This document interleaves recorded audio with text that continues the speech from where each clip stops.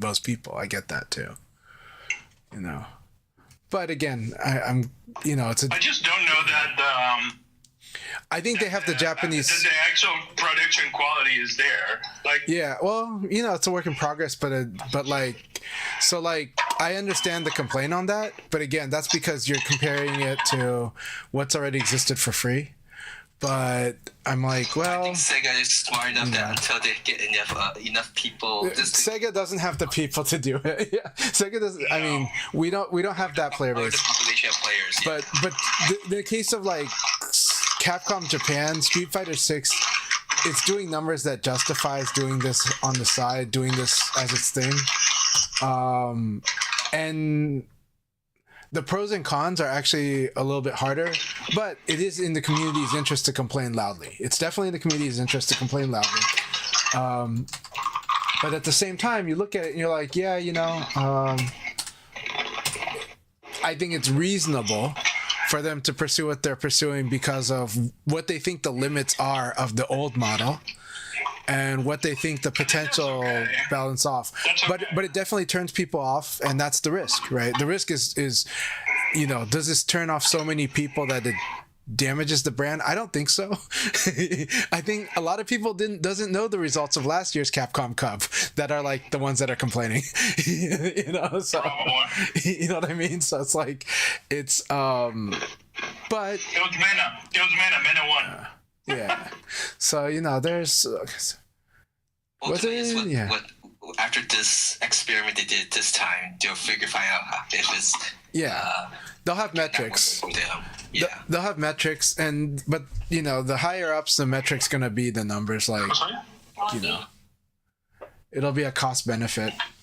But I think when a friend asked me, do I think it's outrageous? I'm like, no, and they're like, why? It's like, well, the fans that exist right now that are complaining, they still have Evo, they still got Combo Breaker, they still got CU, they still have like a full season, like a full year of schedules to watch. You know what I mean? This just happens to be Capcom Cup, right? And so I understood, and I think I was like, Capcom's in a position to do this, but the risk, we'll see what the actual risk is. We'll see like if actual damage is done. I don't even see damage being done. I don't think there's damage going to be done, but for sure, it should be like, I think the feedback there is, sure, you can charge, but then the value proposition needs to be there. Yeah. So, but again, I think, the thing is production's not free, right? And and if we're going on traditional, on the revenue streams that have existed for about 15 years, I don't think those are paying off as much as people would like them to pay off. They're definitely not paying off as much as 15 years ago. Or at least it doesn't seem to me like that, right? If you're looking at what the actual numbers seem to be, like if I'm looking at audience side, there's a big difference, right? Now, of course, 10 years ago, we still had a lot of bots there was a lot of, viewer farming, right? So it's hard to know, right? So you're like, so these numbers really, like, I don't know if I'm comparing apples to apples, right? Yeah. So.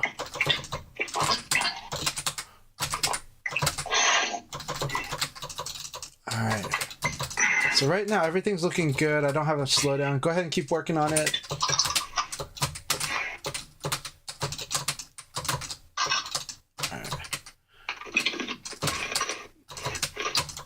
Very nice. Yeah. So against someone like me, definitely mix up your throws. You can even just like not even care which throw you do, as long as you do a throw, and you'll probably get a decent mix. But if you have a favorite throw, there's a chance that eventually my instinct tells me what your favorite throw is. And so keep it up, Zack Attack. And then again, yesterday I talked about fuzzy guard. So with Akira, the fuzzy guard is like after you dashing elbow, after you 3P. If they block it, you can just crouch dash. And the secret is that you can do that anyways. Even if you hit, you can do it. See how I did it right there? So what happens is I can do this and then attack, right? That's still like fuzzy guard, but it's just more like I can decide whether or not I want to guard or not, right? But this crouch dash in a standing guard, this is kind of what you want to do as a Kira. Like even if they block your low punch, I would do it like this, see? And that way, like if you tried to throw me right after, like I would duck under your throw, but I would also stand and guard in time to block your mid attack. And that's why it's really hard to crack what I'm doing. So you crack what I'm doing by either throwing and guessing correctly the direction that I'm not escaping, or you can, with Akira, you can even do like down back kick to kick me in the shins. That actually works too. Now, if you kick me in the shins, there's a different game being played there. And so when you play that game, one of the tricks is you can evade. If the opponent does nothing, you can just go ahead and treat it like normal. But once they start attacking you right away after you hit them with that down back kick, yeah, like that. So once they actually start, like if normally I'll attack, there you go, then the evade works. So you got to pay attention what the opponent's doing. So right here, I'm like, okay, if you're not responding fast enough, I'll just low punch, right? But if you do your dashing elbow really fast, like early, before, like early, you'll stop me. Or that 3P is perfect. That 3P is perfect. So yeah, like that, see? And so technically I'm not supposed to get away with that, but it really depends on the opponent. And so that's like, I do want people to learn kind of how to use this. Go ahead and beat me up here. I do want players that are developing their skills to learn how to effectively use the low attacks. We're not saying that they're terrible.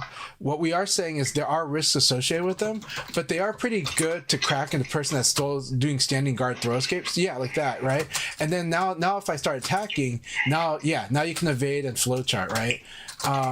Exactly. So like, you know, like this, that's what I'm doing there. So you'll see me like low attack, evade, crouch dash, right? Now, if you delay attack, that will win, right? And that's what you did. Your dashing elbow was inputted as a delay, and that's kind of why it worked against that.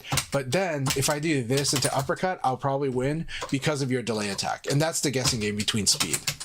So I know that's a lot going in, but later if I play Akira, I can show you kind of like how to kind of use the low attack to annoy them. But really the throw and the delay attack are kind of good ways, as well as the guard break. So yeah, keep practicing.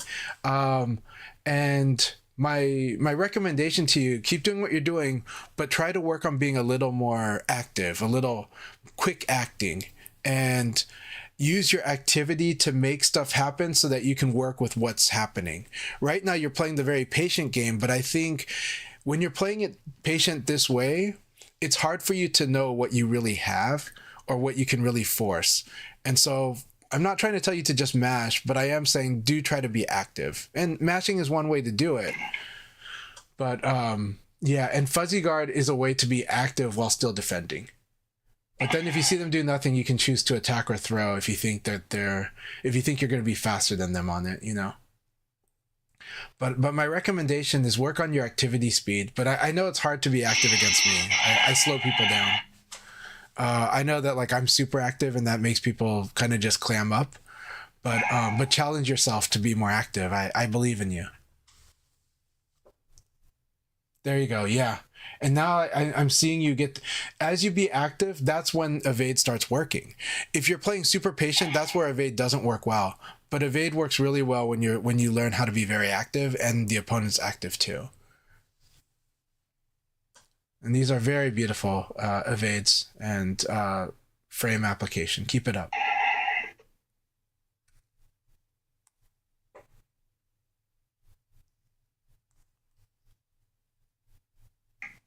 Yeah, those half circulars are also good for fuzzy. Yeah, so you get to fuzzy after Akira's back forward P plus K and back forward PKG. Those are both half circulars that can punish people that evade the wrong way, and those two moves attack opposite directions. So that's what makes them even more intimidating. And when it's guarded, you get to fuzzy guard. Very strong, very annoying, because those are actually very, very good moves, you know. Now that said, the weakness to those moves is them getting sidestepped correctly. But it is a risk for the opponent to take because they attack at opposite directions. So if the opponent chooses to evade any of those two moves, they're making a very serious guess. very serious guess, and the wrong guess will hurt them a lot. The right guess for them might punish Akira, but for sure Akira gets a lot of advantage because he either force side turns with one of them, or the other one he knocks him down and has really good Okizemi. All right, so Alright, guys, I've already started the countdown for North America. I think 4 more matches. I forgot. Yeah, 4 more matches before we get into North America. But it's plenty of time for people who want to join. I'll be right back. I'm gonna get myself double check to see if you guys have any gray bar connections before we start league. That usually how we get these leagues going as fast as possible from our end. Alright, Europe, we're still looking for at least 3 more players. So when people do join and we get at least 4, we'll want to start the timer for a league. If not, if there's at least 2 people playing, we'll keep the room going until the other leagues is completed. Alright, let's just do a quick look at the results from Katsei Chaos. This should be already done.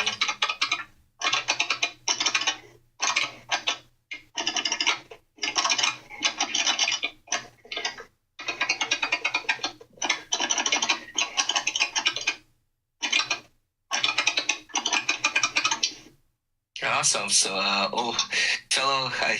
one of the people I usually play with when I was living in Ohio against the Seabus, Dandy J took first place at Katsei Chaos. Mango Contract plays Wolf, he got second, and Wobbles plays Jackie, third.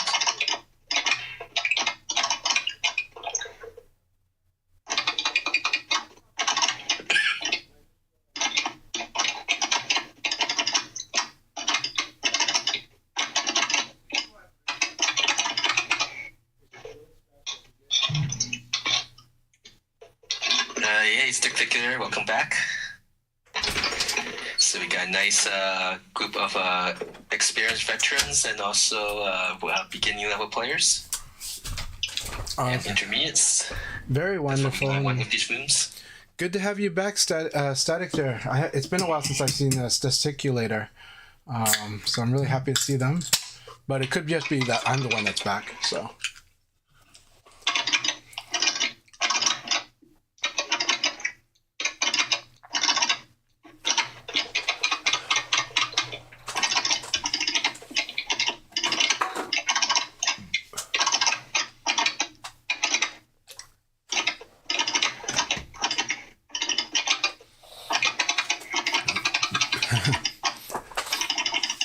Leave it to Trader Joe's to make a fizzy drink that uses a lot of bitters, but it's really good. So, you know, the bitters are kind of like the spices and extra flavors you might have in an alcoholic drink.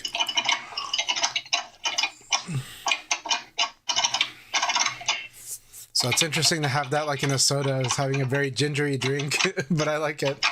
It definitely is waking me up in the morning. So, by the way, nice to see you, Zevu Unemo. I cannot pronounce that, but I'm just guessing. To me, it looks French to me, but I don't know. But really nice to meet you, and it's a cool sounding name if I got anywhere close to saying that correctly. Nala, awesome to see you as well. Glad to see Blurring is back in the room. Setsuna is giving a good demonstration to Zack Attack. Very nice 6KP. So I want to remind people, because, I mean, this is a point I've brought up a lot. I'm not trying to harp on it. But a lot of developing players, not just one, quite a few developing players had kind of sometimes asked me why I recommended 6KP. And I'll remind everyone, if you watched the Virtua Fighter Open Championship, just like a couple weeks ago, Gentleman Thief was very effective with 6KP, and it's because it's a very easy to use counter hit launcher, or recovery hit and counter hit launcher. So like if you block like a sweep, 6KP is an easy way to punish it. Now there are other better ways for Akira to punish, but they have an execution tax. 6KP is very easy to execute, so very good way to start. This game, I definitely recommend that, like, sometimes take the easier path if it's only, even if it's just slightly less effective, because your consistency is a little more important if you can.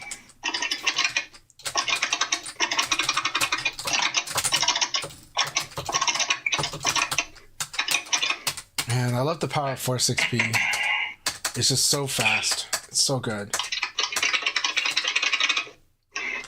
All right, 3 more matches before we start North America First League.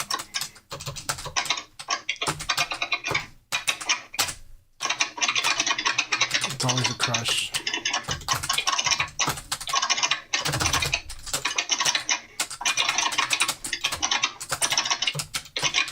Very good. You gambled. I gambled. I know.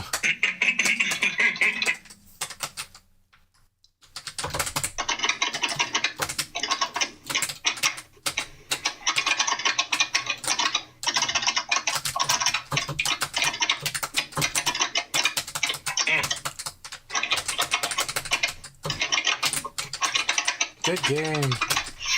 GG's. That was a lot of fun.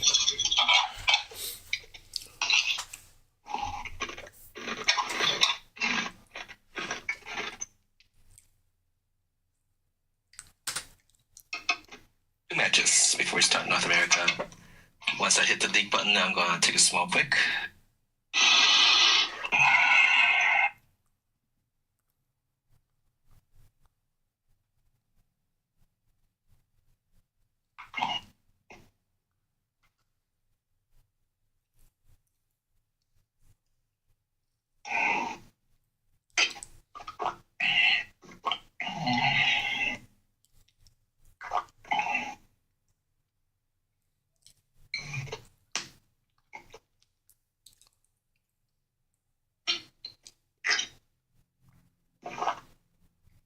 Oh.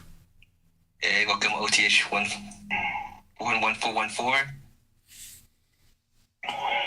Yeah, 2 players. Now we're just looking for 2 more in Europe Wheel. Meadowatt, what do you mean by why must I be so cool? Are you talking about like me just being relaxed about everything? Oh. Are you talking about like sharing your okay, yeah. So Meadowatt had like an awesome post last night and this morning. So some of you may know and some of you may not know, Meadowatt has been starting their own kind of monthly tournament. It's like it's pretty cool. People should definitely check it out. And so they had a really cool animation that they released this morning. It is more on like, you know, it's drawn in a basic style, but it's really fun. It's got a good soundtrack, and I had a blast while listening to it. So I know that Haya got a kick out of it, I got a kick out of it, and Tricky, I think, got a kick out of it too. So you guys got to check that out on X. So yeah, so tomorrow starts the event tomorrow. Yeah, so they said they drew it on their mouse in one day, and we believe it, but we love what it conveys, and it was a lot of fun. It's a good video. So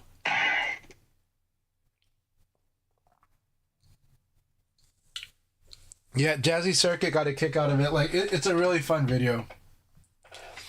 It's reminding us to just have fun and fight hard, you know. So Staticulator says, hey, Chanchai, thank you for the warm welcome back. It is really warm welcome back. I'm so happy that you are back.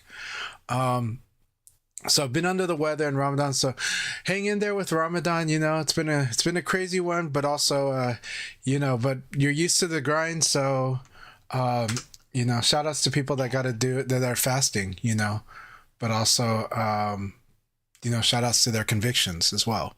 It's discipline. It's many things. I shouldn't speak for it because it's not exactly my practice, but I had many customers that, you know, would tell me some about their experience with it. So yeah. So shout outs. Let's see. Woo Within says, what's the tournament called again? It is called Meta. Sorry, like the name has not stuck in my head too well. It stuck in my head yesterday actually. But let's see here. But I want to say it correct. Go ahead.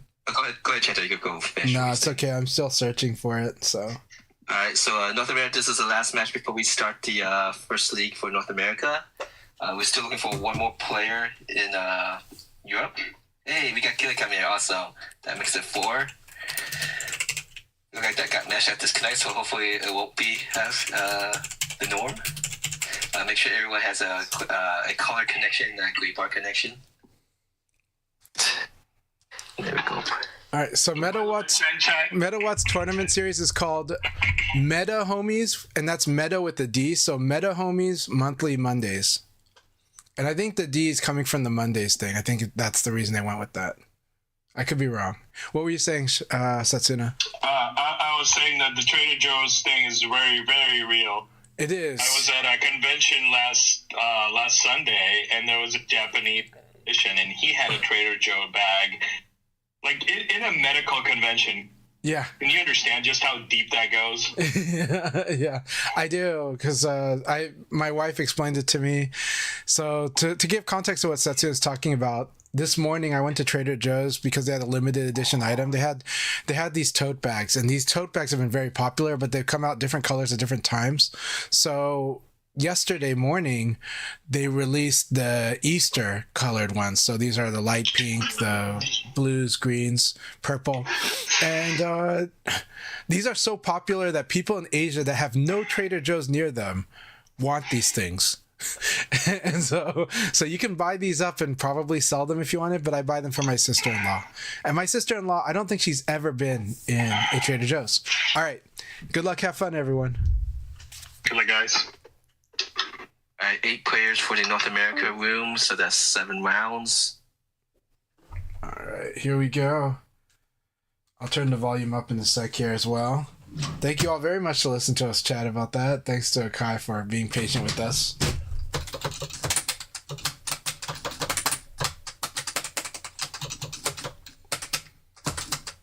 I forgot that I have to, like, with Windows, I have to reallocate where the audio's going at, so.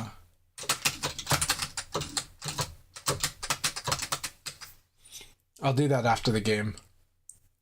Good morning, Sisha. Good to see you.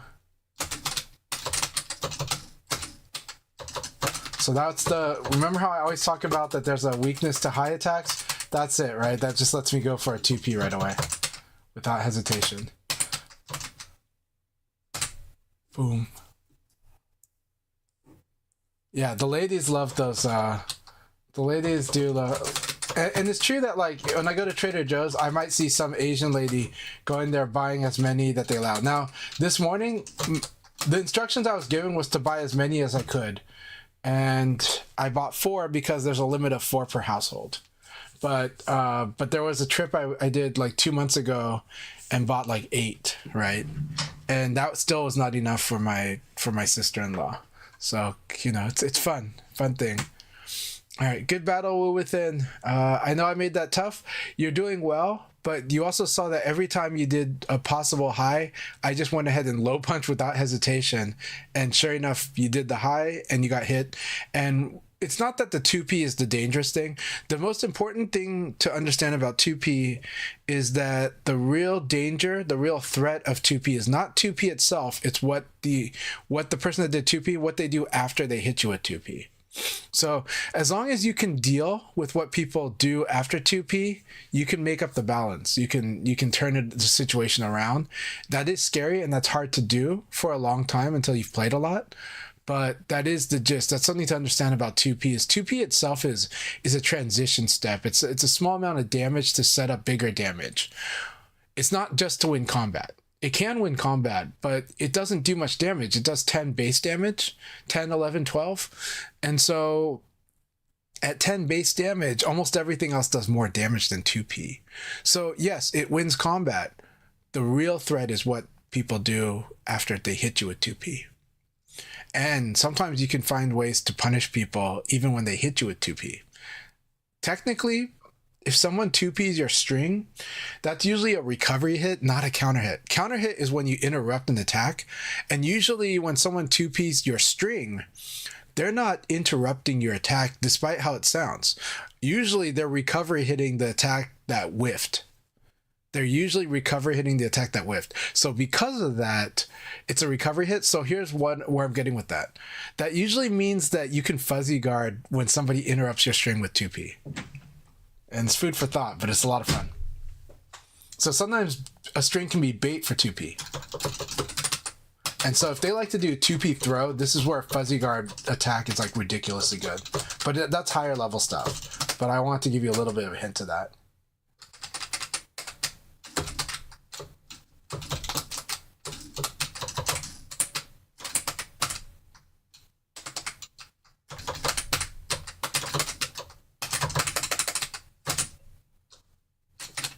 Very nice. I do want to change the volume. I need to set... I forgot to change the audio settings.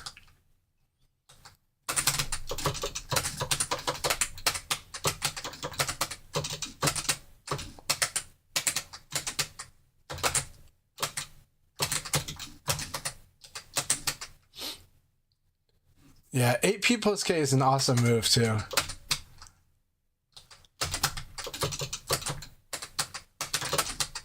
I see, because people call you metal. Right.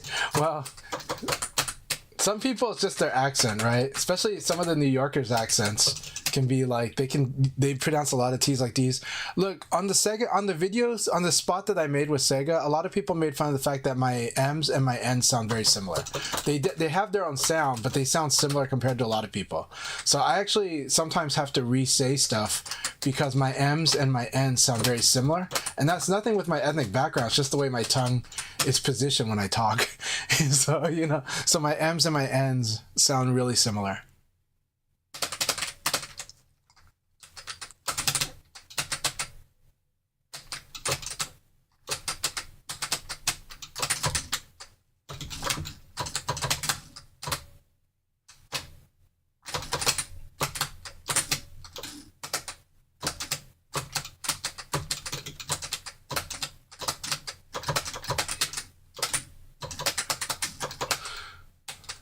Alright, good game. This is where the delay attack works pretty well.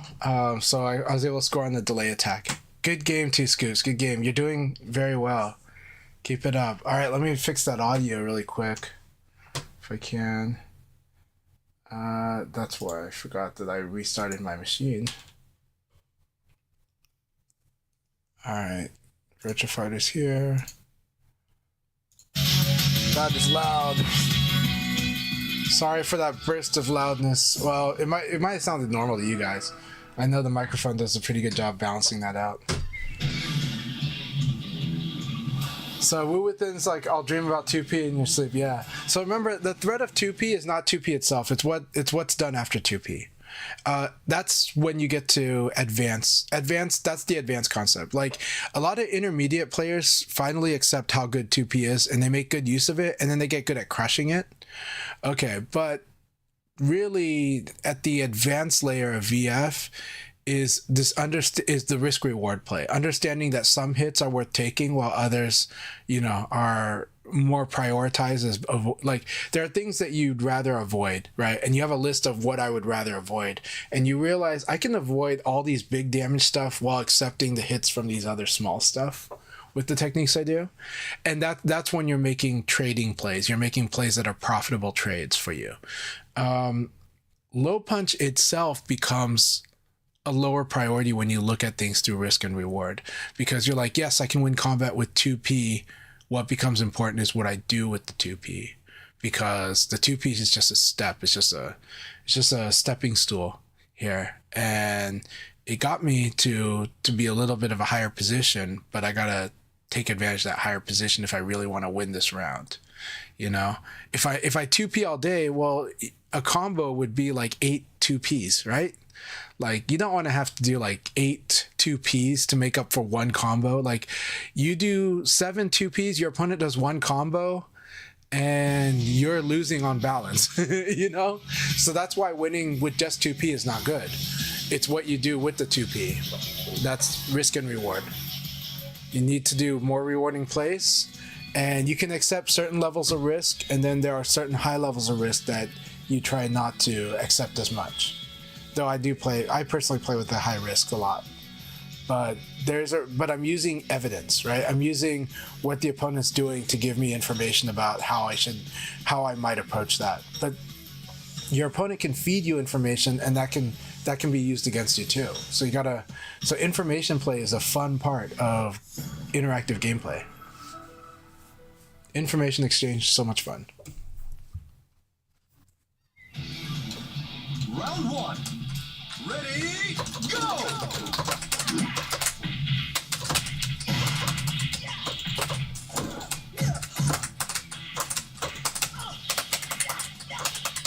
So from yesterday, what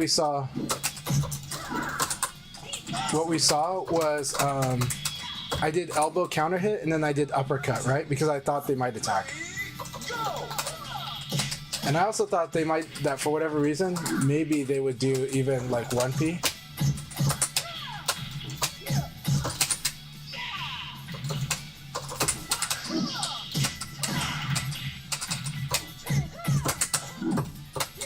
I like the throw choice here.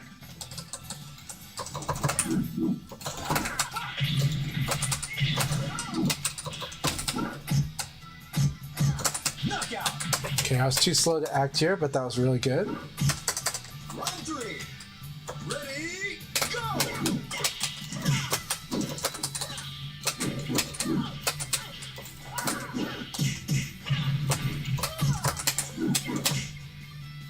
Good. I like the back throw.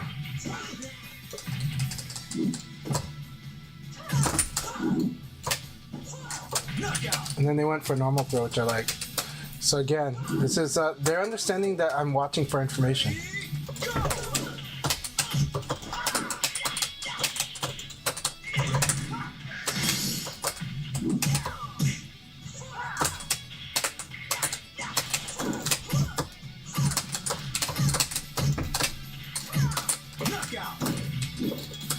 Let's see here. I need to make sure my inputting is going okay.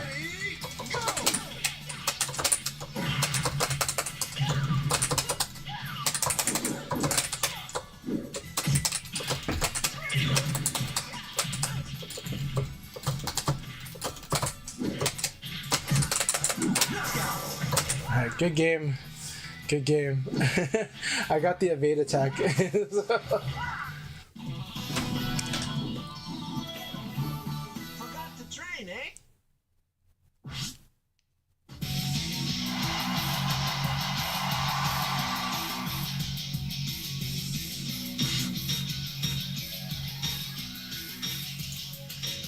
Well, yeah, Haya does have fun saying names differently, but Haya definitely has, their accent too, which is always a good it's a very charming part too.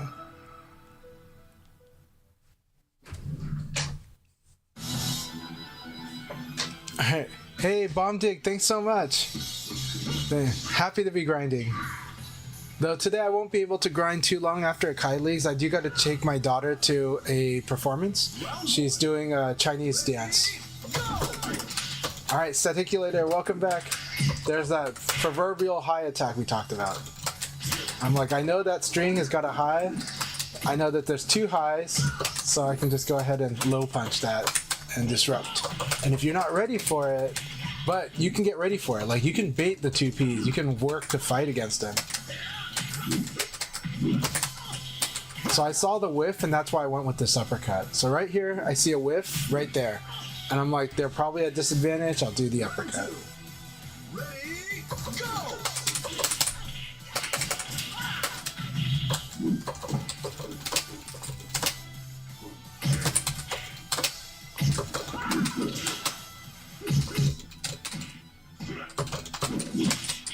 So what I did there was ECD, and then I ducked the high.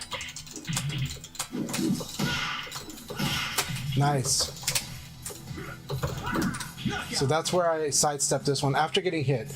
So after getting hit by this, I was just like, I think they're going to attack, so I'll just evade. Ready, go!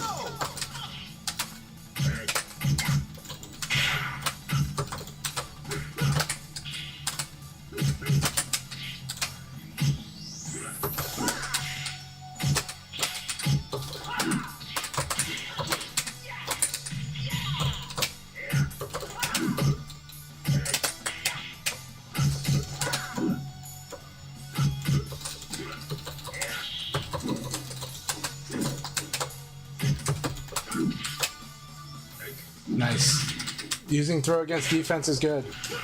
Very good. Force a guess. Very good. Yeah.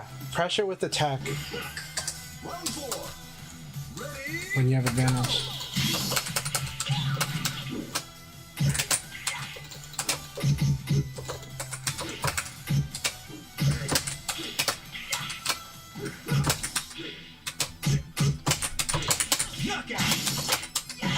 Alright, good game, good game. So here, I use the advantage I have here to do that poke.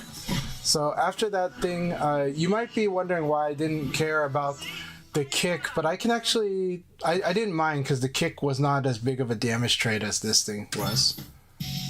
Good game. Keep it up, Staticulator. Welcome back to VF. Let's enjoy our spars, always. Thank you. I enjoyed that myself. So I hope my feedback's okay for you. I understand. I hope it was not too annoying. But keep it up. It's...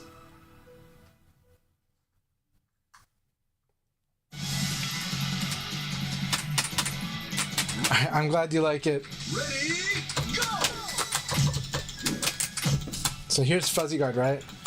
This is why you hesitate, because you know, like, I'm going to defend. So again, ways to attack Fuzzy Guard. If someone Fuzzy Guards, the strongest way, basic way, is actually to do a delayed throw. And you can do a delayed throw by, like, crouch dashing into a throw, or dashing into a throw, right? And then another way is to do a low attack right away. And then if you have a low throw, those are really good. And if you have a guard break, those are really good.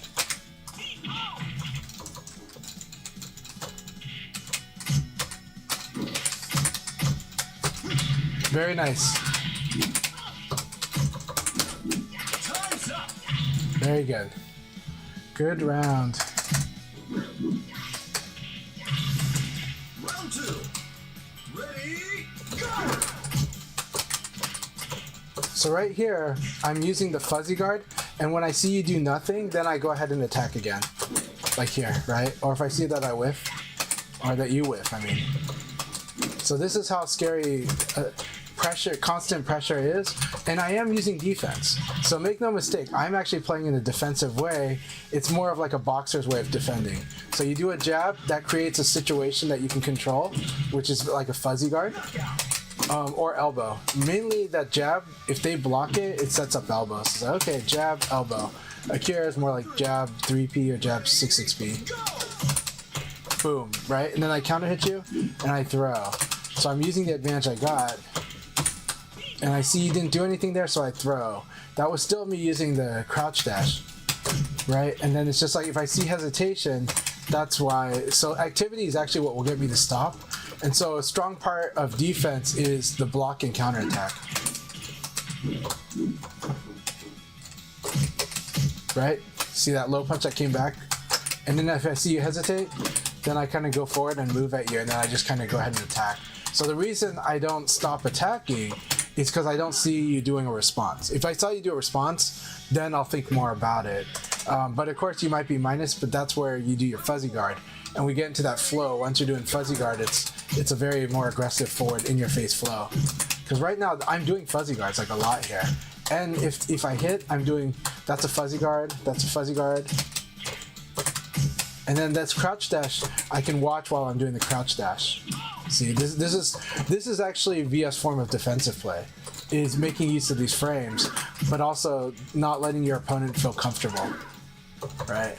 So that's why. And if I see that you don't counterattack, then I don't really have to stop. I just kind of go here, move forward. Okay, good.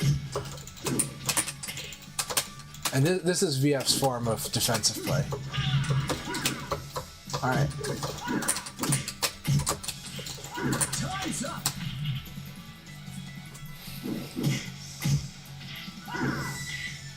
Keep it up, man. Keep it up. See? I thought I'm... Yeah.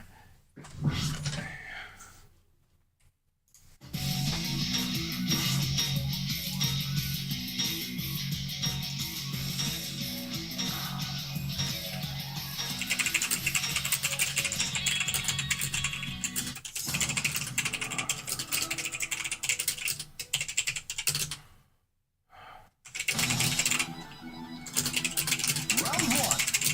Ready? Go!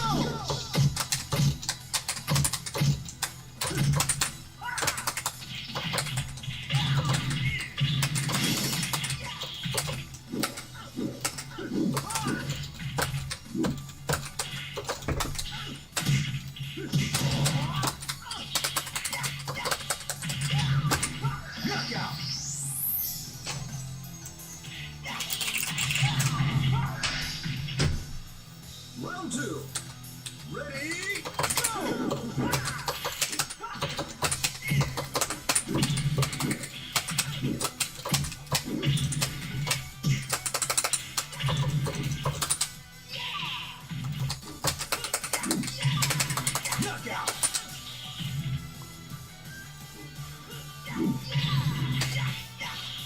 Thank you very much, Move Quick. Ready, go!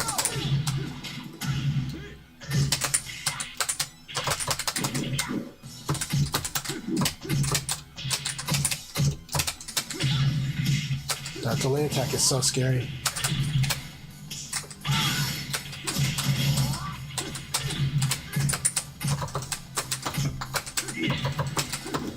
Knockout.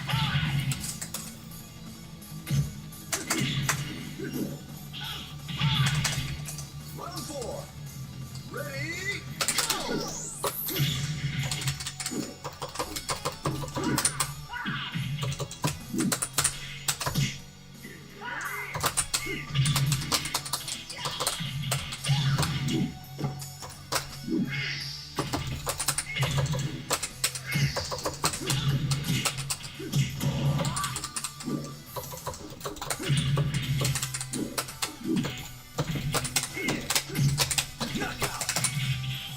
Good game, Setsuna. That was a lot of fun.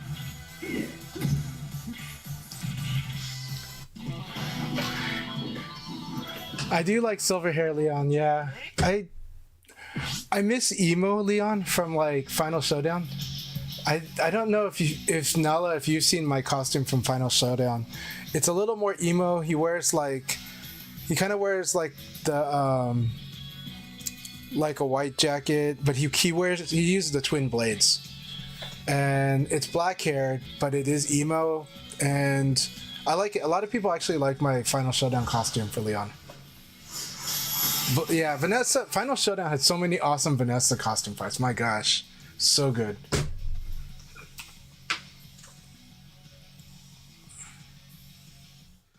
So, would you guys be okay if Sega, with the power of AI, brought all of the costume pieces back onto this game? So, let me know what you guys think about that idea. If their concern is the manpower or the labor at cost of having an artist do it, how would you guys feel if they had AI do it and maybe it tweaks, but it might still cost a lot of labor hours just fixing and tweaking it?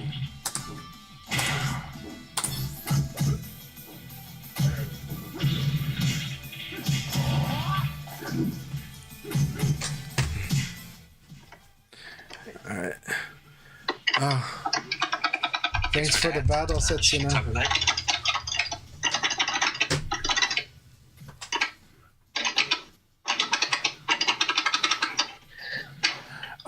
We've been talking about costume parts. Monica said, had a Type D Leon that was all red on Final Showdown. I can kind of recreate it here on Revo World Stage, but it's missing the red makeup. And those I love the electric hands in Final Showdown. I really do miss my Final Showdown costume. Let's see. The glitch is fun. I get the graphic glitch on the bracelets. Hey, Sir Hixalot, good to see you. How are you doing? Were you watching this tournament this morning? I didn't watch the tournament, so I don't know what happened. Are you talking about the Cap C? Yeah. Danny J took first, Mango Copter second, and Wobbles third. Congratulations, Danny J. That's an awesome result. Danny J's been working hard in VF, and they get scarier and scarier each time I fought them. They got scarier each time. So.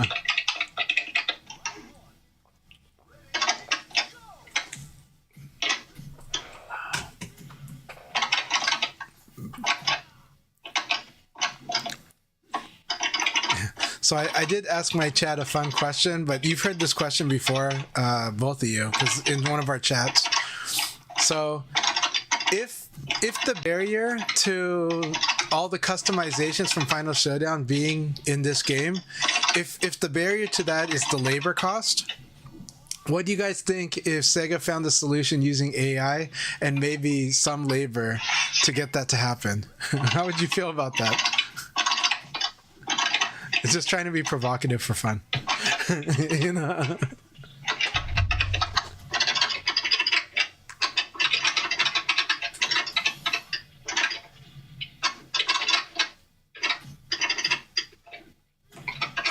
once I finish posting everywhere. Okay, we await Akai's response to that. He's gonna show his true colors here. No, I'm just kidding. I'm not showing my true colors on it. I'm just asking the question for the sake of fun. So Sir Hickslaw said they'd be okay with it. Staticulator says that's it for me today. I should be more available next weekend. Okay, awesome. So nice being here, and thanks as always for input. Hey, our pleasure, Staticulator. It's really good to have you. Thanks for supporting, and we're glad that you were able to join us for the first league, and I look forward to seeing you next week, man. Two Scoop says, yeah, I mean the assets are already there, probably just some database work. I don't think it's database work. I think it's actual upscaling and it's actual shader work. So I think there's actual shader and mapping work to be done. If you look closely, like at some of the clots in this game, they're pretty detailed, especially like John's costume.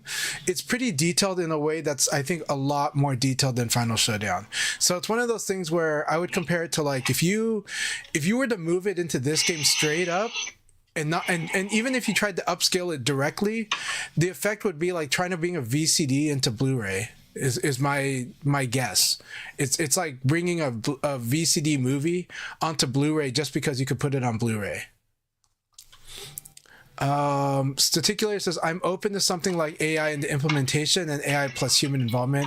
I think it's more like art itself most people are not open to. Yeah, I agree. I kind of have a similar view probably, but yeah, or a similar concern. Nala says, I'd like them to focus on things like Wi-Fi. Yeah, we definitely want them to focus on connection. We definitely want the matches. Look, we think the gameplay is awesome. We definitely want connectivity to be a focus. I'm definitely not saying at the expense of connectivity. I think in that sense, it's only money, resources that's a constraint between those two, where that's a trade-off. I don't think it's actually the manpower. When it comes to, I don't think the person working on the networking is the person working on the arts. No, they're not. Yeah, different teams. I'm fine with them using AI if the idea of AI is for the most part to speed up on processes and stuff, and just using it responsibly. And so all the Final Showdown stuff that people want is actually stuff that's already been made. Yeah. It's just that it takes time for them to reach a certain quality for it to be completely done for Ultimate Showdown. So right. No issue. I have the best answer for that. Okay, we want to hear. Introduce Final Showdown costumes. What's that? Introduce Final Showdown costumes. That's yeah. It. All right. Hell yeah. Like slightly lower res everything, just straight out of the box. Yeah, Nala says also, it'd be cool if Revo could use Steam Marketplace items. I would love that too. But you know what I really want? And I know that this is too big of an ask because it's not for this game, but I would love it if Revo World Stage had like amiibo cards like Street Fighter 6 does. I would love that, but that's not happening, but I would love that. So I think that'd be amazing if we had like the collectible cards that Street Fighter 6 has for Nintendo Switch 2.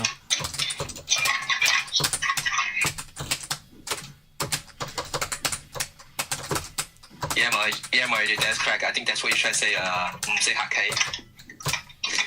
That might be not exactly the right dialect, since I do speak a dialect that's not 100% Cantonese, or at least Hong Kong Cantonese. And for those who don't know, Marjay has been learning Cantonese. So.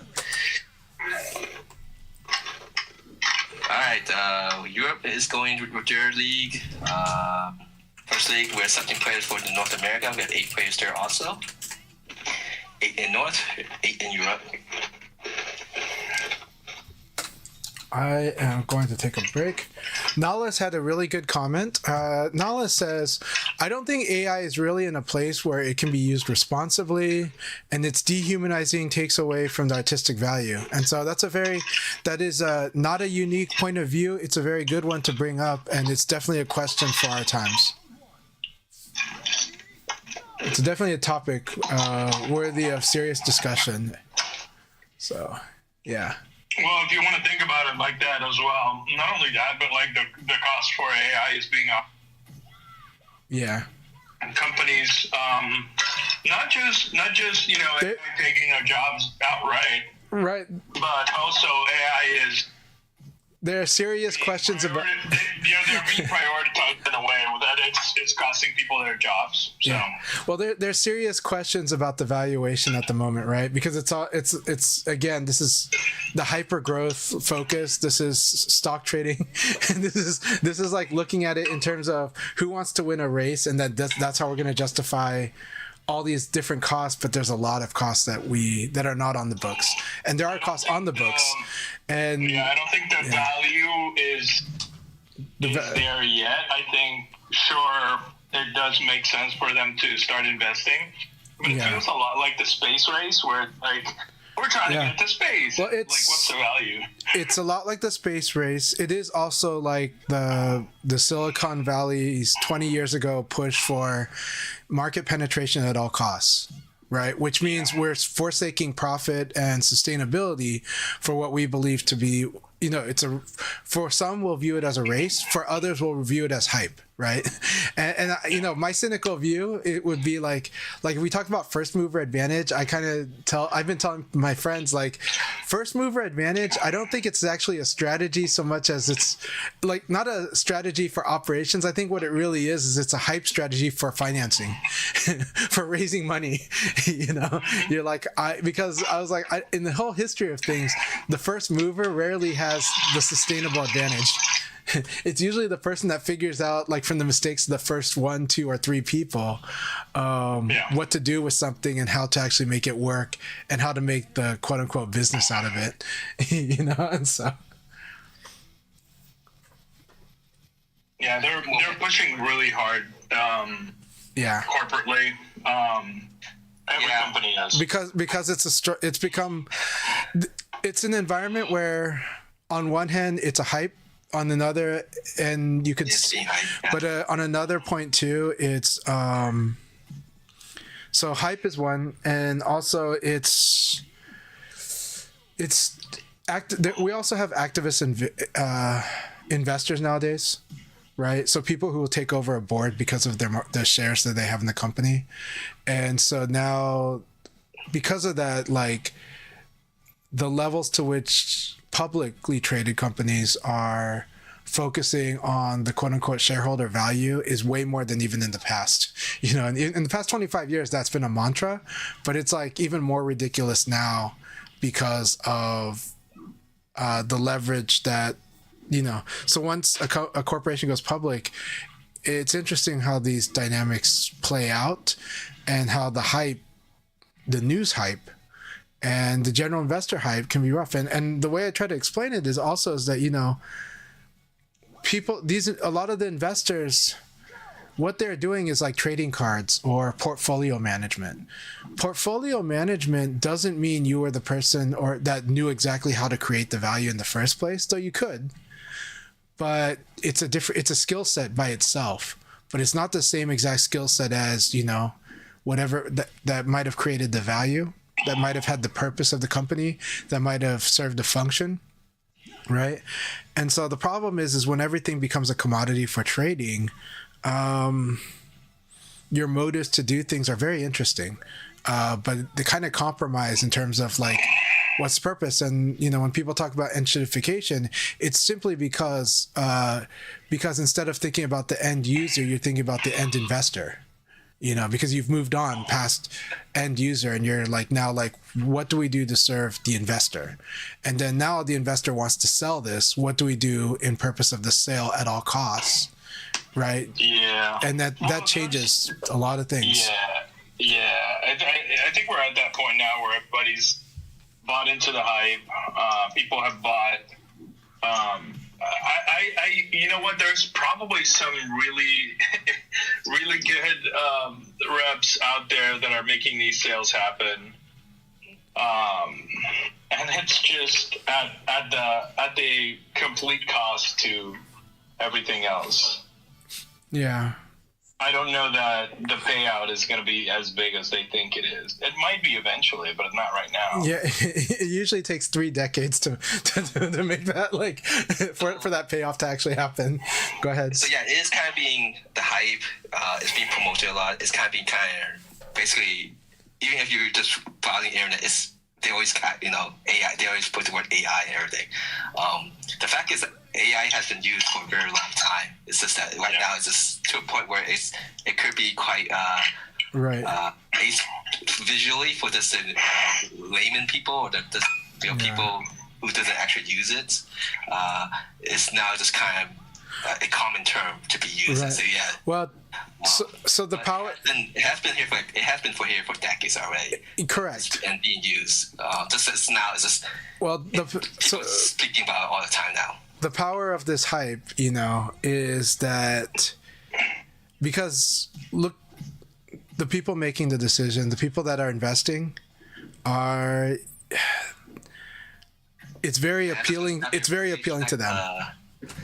We're going to begin after this match between Sir Hix-a-Lot and Zack Attack for the North America. Sorry, Kendra, you can continue. So what I'm saying is that, so the scary part is that it's very enticing for especially the type of people that are wanting to make things happen with their money.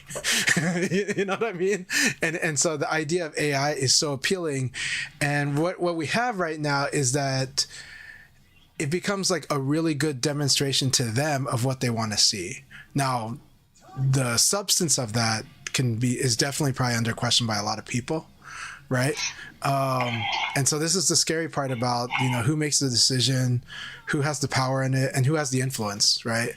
And AI is very appealing to people that want to make things happen more with money and decisions, right? And at all levels of income, you do have people that there is a lot of people that just, I want to just make it happen, right? And so AI looks like this magic bullet to them. It could, right? And that's where you see the people that fall in love with it is the people that feel like they want to make something happen by prompting it, So, all right, let's get to the battles. And I know we got into a deeper discussion on it, but it's a fun part of community. So, all right. All right, we're going to begin the second league for North America now. Good luck, guys. Have fun. Good luck. Have fun. So I really enjoyed Two Scoops, by the way. I really liked your quotes. I liked everything you said. I did want to bring it up. I was trying to think about how I could put it in without Akai feeling like we're gonna be like the AI newer one. But I definitely think it resonates with me, everything that you said, Two Scoops. So I'm just gonna say that right away. Especially and I do and you can tell that I was trying to find a way to kind of phrase that point too that you're making. Because I have somewhat similar views.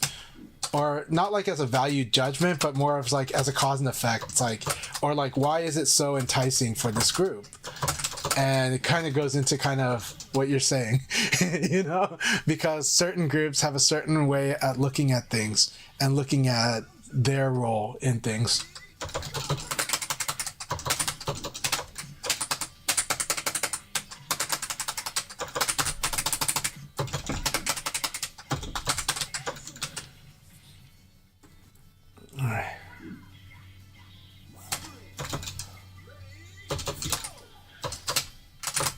I did guess kick. I just, but he did the spin kick, and so I could not sabaki it.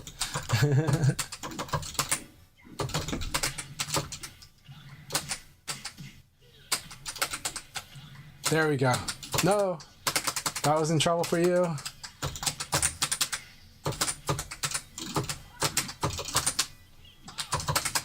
Oh, good game, my friend. I know that was a bit tough, but I always love fighting you, Sir Hix-a-Lot. I always love fighting you, my friend. Keep it up, and we should do another sparring session soon, if we can. I've had to miss some sparring sessions though. Last night I was gonna do a really cool sparring session I think everybody would have liked, but family stuff came up. My son is wonderful. He's a good kid, but but you know, like I think a lot of you can relate. My son has like a limit to his social battery. It's like the opposite of me. I think my social battery is pretty large. Like I definitely have a social battery, and it definitely does need regular recharging. I've just gotten good at finding places where I recharge it. I think I've told other people that even though I have a very extroverted personality these days, my core and what I was originally is more of an introvert. It's just that I built a skill set, and then from that skill set, I'm like, okay, I'm comfortable going ahead and being provoke a certain thing with certain conversation because of my experience with customer service, right? And so that's how I channel it. But I definitely need my recharge. My son needs a lot of recharging a lot of times, and he can be exhausted, and so normally weekends are a time of rest for him, but on this China trip the weekends are still part of the tour, and so part of the class environment, and so his social battery is spent. So I got to be on call to be ready to lecture him when needed. And last night that's kind of what happened.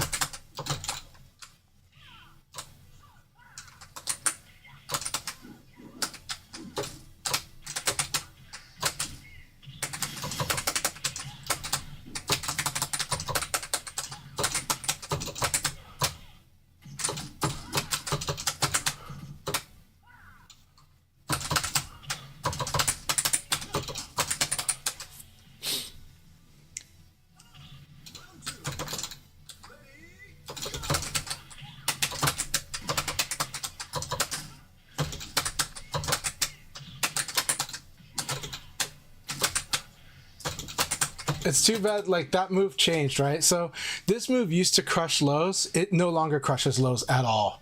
And that's okay, because Blurring made a good use of that move, actually, but I happen to beat it. Or maybe it's not the best use because of that frame.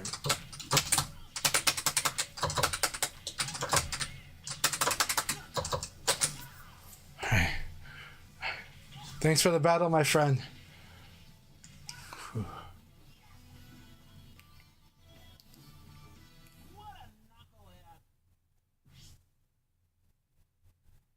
And Staticulator, yeah, you're correct. Yeah. So Staticulator made a lot of great points. Oh, I would love to have a chat with you about all of this too, Staticulator. I think you and I have a lot to talk about, to to explore the topic. I think we would have similar thought experiments too. So yeah, but they said, yeah, that's so true. The first mover, yeah, they were reaffirming what I was saying about the first mover, the quote unquote first mover advantage, you know. And so the thing is that the reason that there's two reasons that I think the first mover advantage is so prevalent of an idea, right? One is what I said, which is that it's a really good marketing strategy. It's really, like, that is one of the best ways to get people to invest in you, by saying you're the first. It's not the best argument, in my view. It's not the best rational argument, but it follows what people want to invest and believe in, and it does follow a bias we have at being that guy in first place. That's the leader. Mario Kart be damned. You know. And so, you know, so it follows our natural biases. It follows what we want to believe about the world too. That's one part. We'll talk more about the other.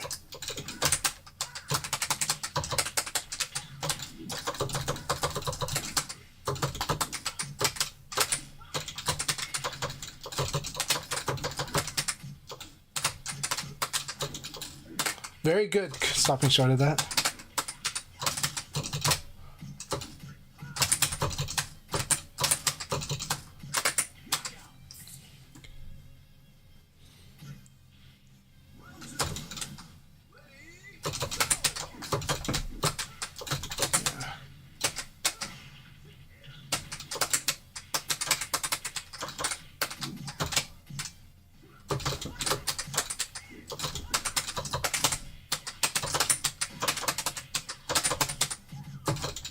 Very nice. I like that choice.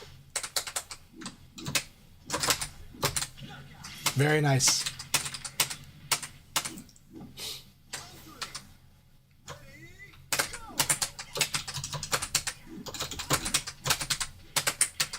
That's a combo right there.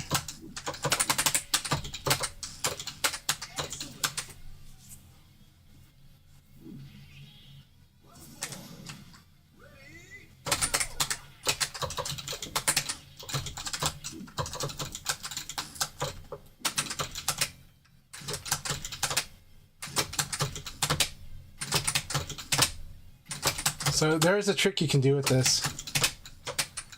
So you can kind of bait this low punch by using 1p plus k. But you might also commit to 9p plus k. Or 9p. Yeah, that one. That one, if you have... The only thing is that you have to kind of have spacing. So like if it's like this spacing, that would kill this low punch. So yeah. I'll show it to you sometime. It's a fun way to deal with John, but it's a little tricky.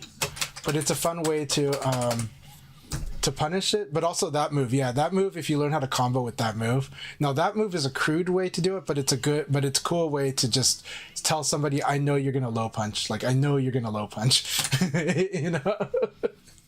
So yeah, keep it up, and good on trying that. Yeah.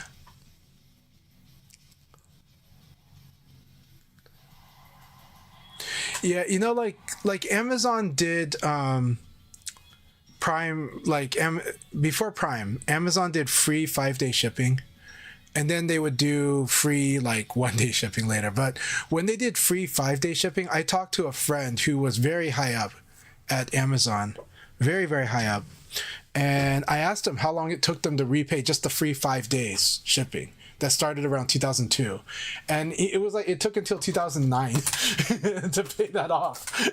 You know, so shipping is not free. So when I used to have friends that would say, you know, like they wanted free shipping, I was like on like boutique sellers, and I was like, shipping is not free, dude. Like you don't know what's going on in that, or you should know what's going on in that. Like just because Amazon does it doesn't mean it's free. Like you got to look at what their goal is.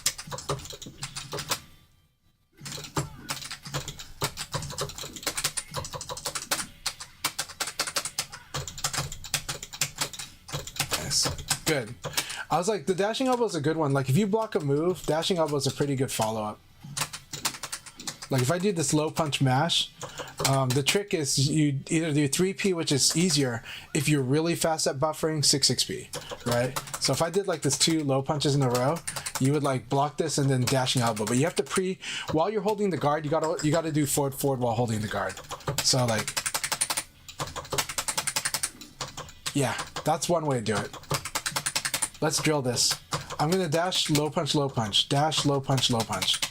Yeah, that 3p is a good way. I want you to block the first low punch and then dashing elbow the second. Yeah, punish me for doing it. Don't worry, we'll go back to matches soon. I just want to drill this with you.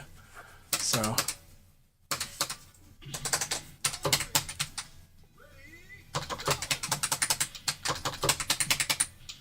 So you gotta, the hard part is you gotta do that second forward and punch. There you go. It's got to be really early, way early. Yes, early like that. Yes, just like that. Just like that.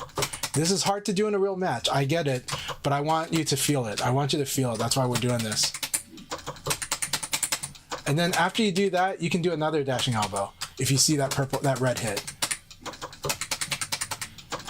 And so Akira actually has this flow chart. So if you want to know, when I play Akira, I'm constantly like holding guard and mashing forward. Like if you look at my stream, I'm doing this a lot and then boom. All right, let's fight. So that's like one thing I'll do is like this into that, right?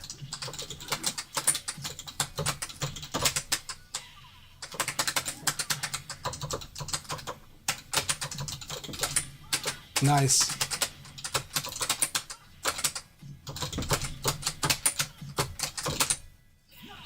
So the reason that I interrupted you with the low punch was because you did the high punch, right? The high loses to low, crouching low. All right, let's fight.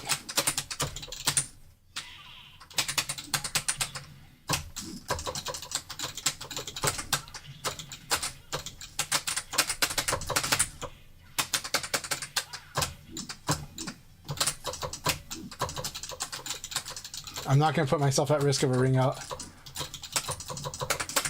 Nice. That was a nice dashing elbow. Nice dashing elbow. Keep it up. Keep it up.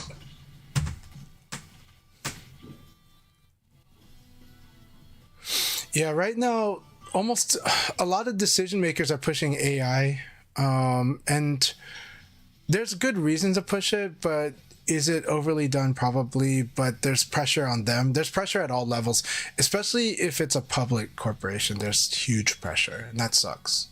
Really sucks.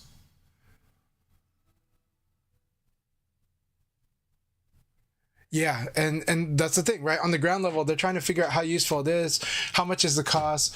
The hard part is when you do things by prompting, you're second guessing what you're doing to, you're second guessing what it does, and then you're also there's a lot of things going on. All right, Sisha, here we go. All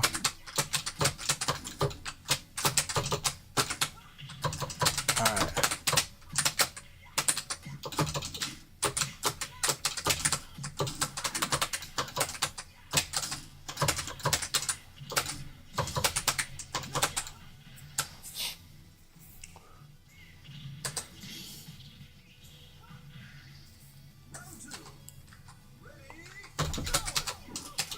Nice. Very nice.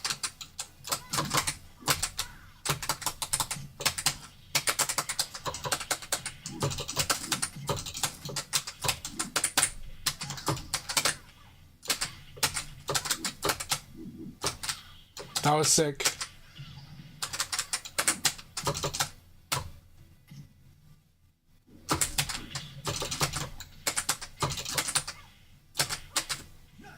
That was really good. Good round.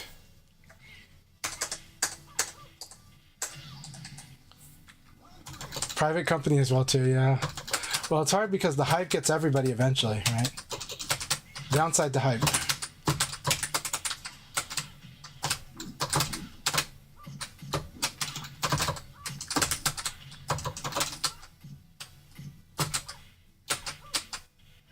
Very good. Very good.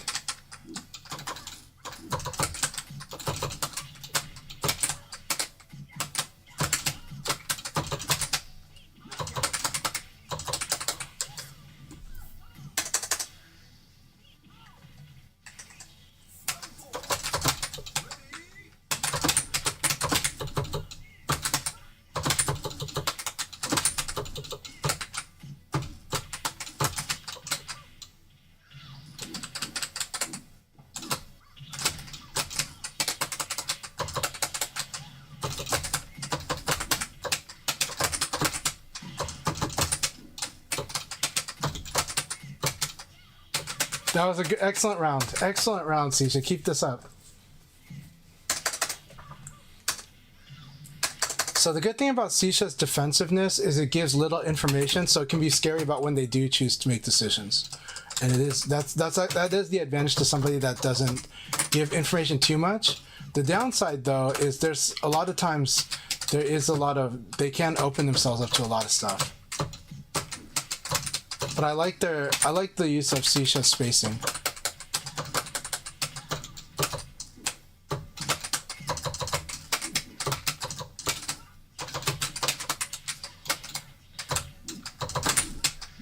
All right, good game, good game. The downside to doing the super patient approach though is that you'll have to use reaction more, and your guessing can be a lot less. Like your guessing will need to be, a good amount of your guessing is replaced by reaction speed when you decide to go on the ultra passive approach, because you're choosing when to act, and so your actions are better used on reaction. But the problem is the guessing is harder, and guessing is a strong equalizer. A lot of times you can fight someone better than you by guessing. Whereas if somebody's more quote unquote skilled than you, you might have a harder time if you're doing any approach that requires more reaction. Like that's the definition of a skill gap, right?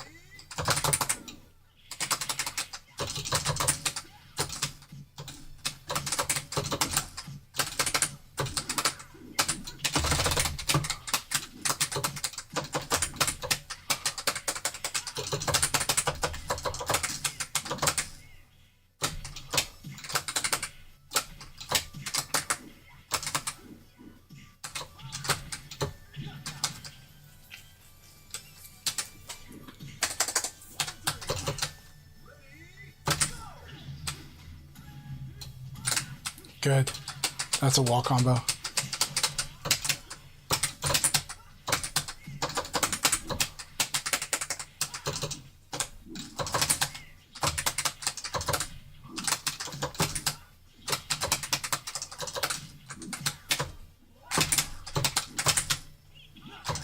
That was really fun. Oh, barely survived that.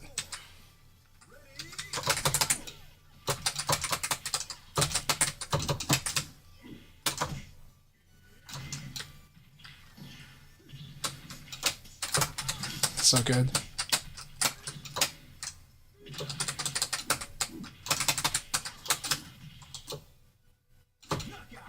Tried to stand this one, but I hit down again. Good game, Setsuna. Good game. So what I did was I tried to neutral stand that one, and then I hit down again, and ended up with the low guard. It was a really good battle. Excellent battle.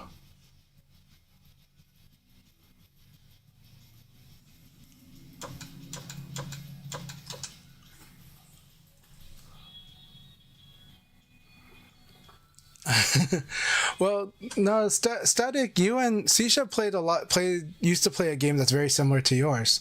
So you can definitely look up to how Sisha has developed their game over time, as a similar model to how your game might develop.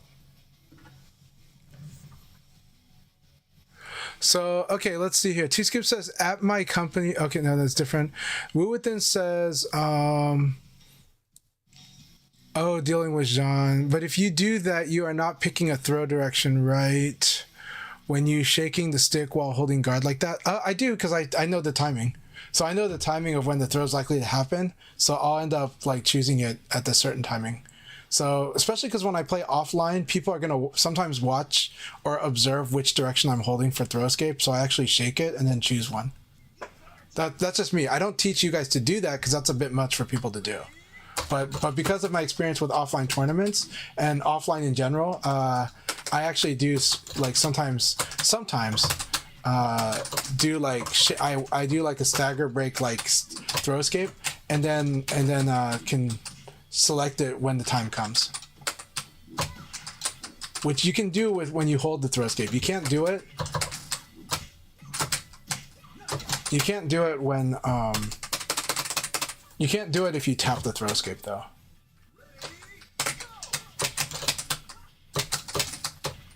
That was really good use of frames.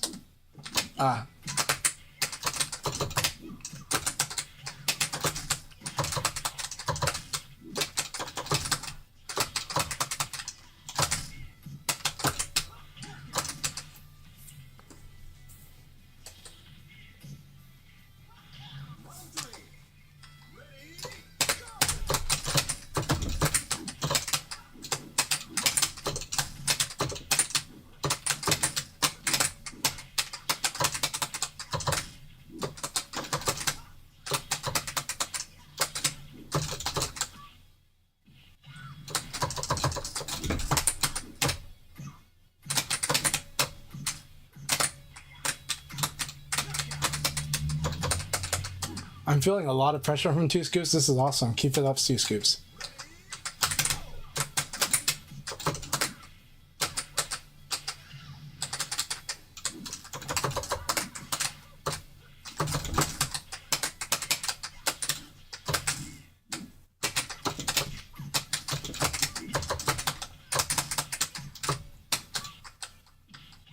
So that was my mistake by doing elbow punch instead of 6-6P, because I didn't believe that I got the side kick. Or that I got the back combo.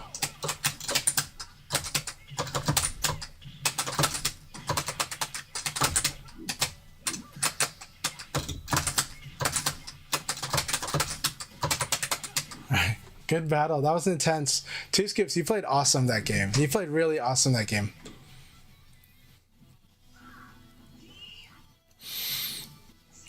Static says, in my case, they just wanted to blindly implement a private company than two. Yeah, I love how Sisha's calculating. Yeah, we talked about that. Yep. I don't know if anything I did was that sneaky, but I definitely do a lot of setup. I mix setups with sharp play, right? So I try to. So it's not just that the mix up. I do. I do mix up between fast frame tight play, moral play, and mixing up between that and set play, and mixing up with that with Abari as well. I mean, that's what mix-ups are. They can be carved in so many ways. So yeah. So a lot of times I'll put a lot of pressure, and then it's like, oh, this is a good time to fade away. You know? So yeah. That said, anytime someone does a backdash or fadeaway play, you can always just not play into it. You can just like stand still, or you can like backdash yourself. Both of those are strong against that. So if you ever suspect someone's gonna do it, that's like the play is usually just to do it back at them.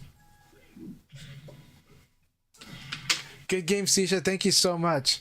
So Sisha said to Staticulator, most of the time I end up guessing wrong against experienced players and too basic, like elbow after blocking. It's not that it's too basic. It's just that they start carving their options, their defensive options, to be against that specific option. So they get more specific the more you do like the basic elbow. Elbow is still so strong, but it starts to lose to backdash, and the opponent can also evade and do a mix-up against you. No, and so basically what it is an opponent might move from guarding to either backdash or sidestepping, and you want to be careful of that adjustment so that you can kind of, and sometimes the adjustment is just delay attack against both of those, to be honest. But yeah, it's but there's many different ways to go about it, but generally speaking it just means they're adjusting to you using elbow like a lot, and then if you just change your option, that will make them want to use a different option. Yeah. So it's not that it's too basic though. It's not. It's that it's redundant, that you're doing the same option. So now we can start crafting our plan against that specific option. So that's what the experienced player is doing. They're going, oh, okay. And sometimes they don't know it consciously. They just feel it. They're just like, oh, okay, so this person is doing this. So I should start using this other approach that's stronger at dealing with that. And then it will cover more than one birds with one stone but it will but of course to you it might feel like, oh, this elbow's bad, and it's like, no, but you're using it like a lot. But if you just mix it in with a delay, or you change to another move, those are enough to really change that dynamic and get them to have to watch again. All right, have a good walk with your dog, Sir Hicks-a-lot, and hope to see you back in here. I enjoyed the fight, and always, and yeah, have a good walk with your dog. We'll see you soon.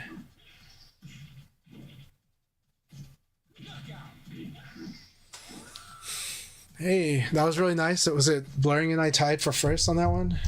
I can't remember who. Yep, that's correct. You tied with Blurring. Yes, I got third in that second league. That was a really fun stuff, and that was a really fun battle with Setsuna. He beat me good. That was really, really fun battle. So let's see. Right, after this match between Mind's Eye and 2 Skip the Face, we'll start the countdown 5 matches for North America. Round 3. Ready, go!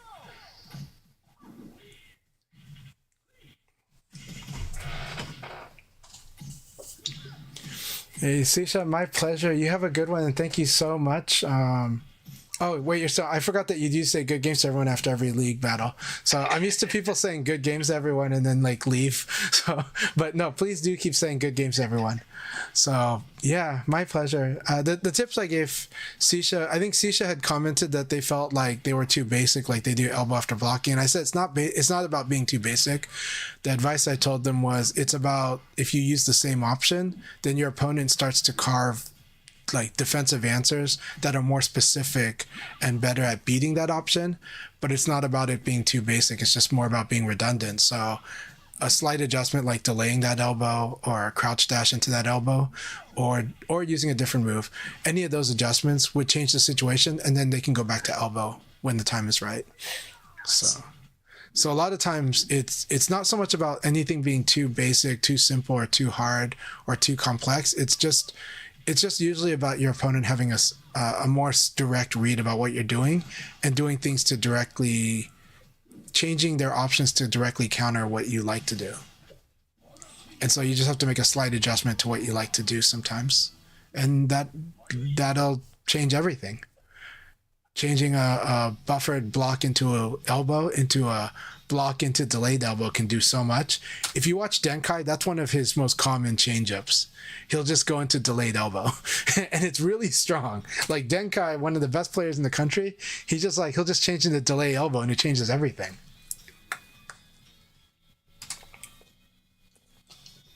Thanks for playing. Thanks a lot. I do have a gray bar too, Mind's Eye. And we are having trouble getting our match started. You have a gray bar. Okay. With Mind's Eye. Mind's Eye. Is Mind's Eye if you're watching, or Chanchai, if one of you guys could just exit and re-enter, that'll help fix it if you have a gray bar connection. Okay. You just both stay in there and that can't set? Or? It like we both hit okay and then it resets the counter, so I'll let Sisha and Mind's Eye try to figure it out. Two Scoops says, better get back to Chorin. Good games, and good luck with chores. But we really appreciate you, Two Scoops, and I really appreciate your feedback in the chat. Lots of awesome insight from Two Scoops. Do you still have a gray bar with Mind's Eye? Mind's Eye, yes, I still have a gray bar. If you want, I'll jump out. Can we do that? I mean, my connection's been good with everyone, but I'll jump out and we'll see if I can get back in. It's just easier for me to ask you since I have you instead of me messaging Mind's Eye. No problem. But if Mind's Eye, if you are listening to us, the thing that we usually do to fix the issue of gray bar, because if you play against someone with gray bar, usually the match will freeze. All right. Oh, yeah, he left, so maybe he's not playing. Well, we'll see how I connect with everyone. I'm okay. I have green and yellows with everyone else. Nope, but I got kicked out. Are you in the room already? I was, but I got kicked out after getting green and yellow with everyone else. Okay. I did see Mind's Eye leave though.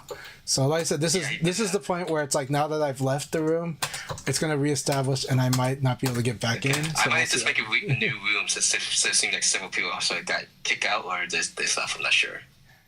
Well, so right now, I do have the feeling this is gonna, even though I have green and I couldn't, like I had good connections. I got green and yellows, but I got kicked out. So. Yeah, it's that issue. So let me try one more time and if once this match sees on your, let me just remake the room. Maybe that we set things fine if I remake the room. Green and yellow. So Woo Within asked a good question, especially in light of like the virtual Fight Me promotion I did that was shown last week. So Woo Within asks, World Stage is a good place to practice the basics, right? Can you remind me the reasons why? So one is that it gives you a lot of different sparring opponents, and I know, and while it's true that there are general tendencies, there are actually a lot of good tendencies, and each AI that I fought has little things that make it a little different. If you're playing on that detailed level, but you don't need to. And specifically playing on hard. So you got to understand that hard mode is way different from normal mode. Normal mode and hard mode play very differently on World Stage. It's a setting you change in the World Stage itself. And so make sure you're trying hard mode. And hard mode will play much faster pace than people are used to. But World Stage mode will force you to use the buffer. It generally will pressure you to use the buffer, to use your option selects. It will pressure you to do a lot of good things that you should be doing in VF in general. And it will increase the speed of your play once you get used to it. You want to challenge yourself to use the buffer well. The first step, of course, is, yes, beating the AI. That is the number one goal at first. But as a path of mastery, I encourage you that if you do start beating the AI, and especially if you start beating the AI in a single or in certain ways. Now, for me, I always vary my approach, so I don't really have this issue. But some people will only do the thing that wins against the AI. That can be problematic for you at no matter what human you play against. Because if you're not challenging yourself to broaden your horizons, to use more of the move list, to try more stuff, you will be very limited, narrow in scope, and easier to predict in general.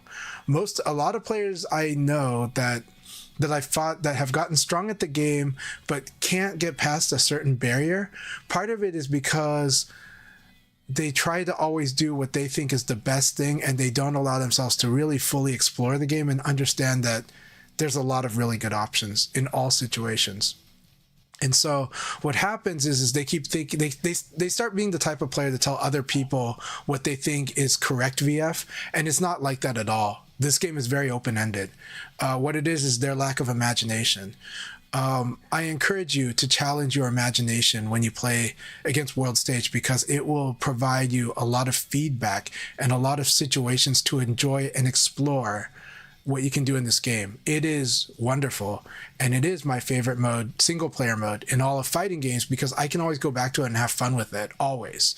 And I don't get bored of that mode. And if I got bored of playing a certain way, that's on me, because I can change the way I play, and it's still good. I still win, but I get to test out my limits. I get to start doing combos. I improvise combos. I do better combo extensions. I respond quickly. The AI varies a lot of stuff it does, actually. But yes, certain things like doing goes back all three, the AI might not account for an option like goes like punch Sabaki's. And so because of that, if you only play that way against the AI, that's you're limiting yourself. You can't blame the AI for that one, in my opinion. I think it's good practice for it. But I think beyond that, you can practice other stuff, and that's on you. So that's my view. But I think what you put into World Stage mode, it really does pay back. And I love that mode.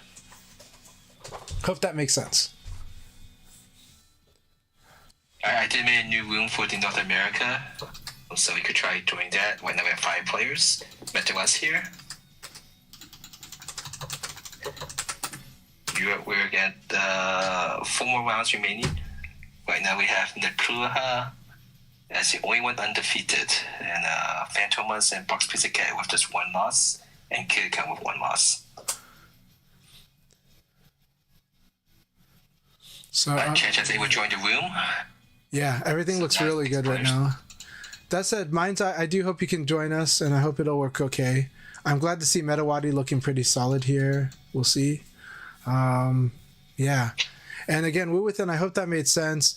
Nala said, yeah, the VF CPUs hate defensive stance Vanessa KK. And I definitely understand that. But if on your end, that's the only way you're going to let yourself win, you're the one you're the limiting factor. There's ways to practice that stuff, but it's still good to practice doing that in the success case. Use it against the AI, do the setup, and master that, and then master other setups. And this game is really strong if you can master what you do when you get hit, though. So I would say my biggest advice to people wanting to get stronger at the game is, 1, get numb to getting hit. A lot of people only make good decisions when they get what they want, when they hit the opponent, and they make really bad decisions when they get hit, because a lot of times they don't make decisions when they get hit. In this game, get used to making decisions even when you get hit. You will be surprised how much stronger you can be when you get comfortable with that. 2, you should be looking at, once you know the animations of your character, you should be looking at your opponent's half of the screen, because almost all of the information you need is there. If you're staring on just your own character, you're actually missing a lot of information, and information you could have already known just from the fact that if you know your character well enough, you'll know how they move, what they look like, how they act when you input. And so the information you need in this game is very simply just your opponent's character, really. There is other information that helps, but just looking strictly at where your opponent's character is will provide you so much of the information you actually need, and will be very strong if you focus that way. Now, this is much easier than like Street Fighter 6 or Guilty Gear, where Street Fighter 6, I think you have to stare at like 6 places on the screen at once, which is crazy amounts of information to process, right? You want to see if their drive meter is actually moving. Like, that is important in that game. That can tell you more than what their character's movements do. And you definitely need to track the meters, and you need to track a lot of stuff. But in Virtua Fighter, you just really have to stare at their character, and that will tell you a lot of what you need to know. Life bar helps a lot. It's influential, and you do want to see it, but you can still see it on a peripheral while looking at their character.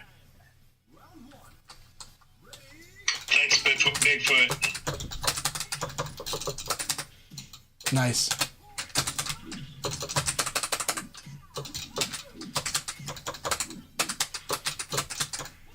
Very good.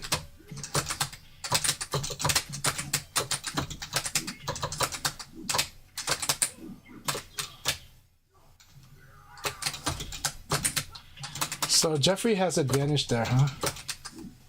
That's interesting.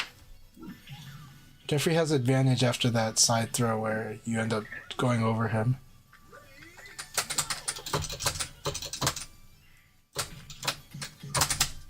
Box pizza versus Lucky Strike on the Europe side. We still have Nepula undefeated. And only Box Pizza with 1 loss. We can get 2 matches before we begin the last league. That was really good. Before we begin the last league for North America. Man, I like these patterns. Sas asking on YouTube. I'm not sure if that was what you were responding to. You recommend world stage for new players to get very good at the game on hard. I think hard was really good to learn your fundamentals. I haven't played it on regular mode yet, but regular mode I think is actually not a bad thing to do just to get used to all your characters' moves. Just basically executing the moves and even doing your combos. But to get really good at your fundamentals, I think hard mode is very good for that. Because I think regular mode is still very easy to abuse a lot of stuff. Especially with hard mode, focus at the up close fighting. Okay, hopefully I just got disconnected from that. Their match is still ongoing. Yeah, I don't mind if I can't spectate the match, but if they could play. In Europe or in North America? Did you get disconnected from EU or from North America? EU and North America at the same time. Really? Okay. Oh Lord. But you guys are still playing. So 1 more match and we'll begin in North America. 2 Scoops never came back. Oh no, 2 Scoops had to go. They had to go do chores. Okay. Yeah. They had to go do chores. That's too bad. Yeah. Well, they said good games, and I think they had good battles, and they're getting better. Like they're getting stronger. I feel it. Yeah, it was today. just something on my end, I think, with my network that led to the disconnect. But for me spectating, but it looks like the move was still ongoing, so that's good. Megawatt, did you mean you wanted to crouch guard one of my 1Ks? Because you do know that that's a low, right? It's a low attack, so you want to crouch guard it. Want to make sure. But yeah, I think you're aiming to punish it, right? That said, I do recommend evade punishing 1K. It's so huge.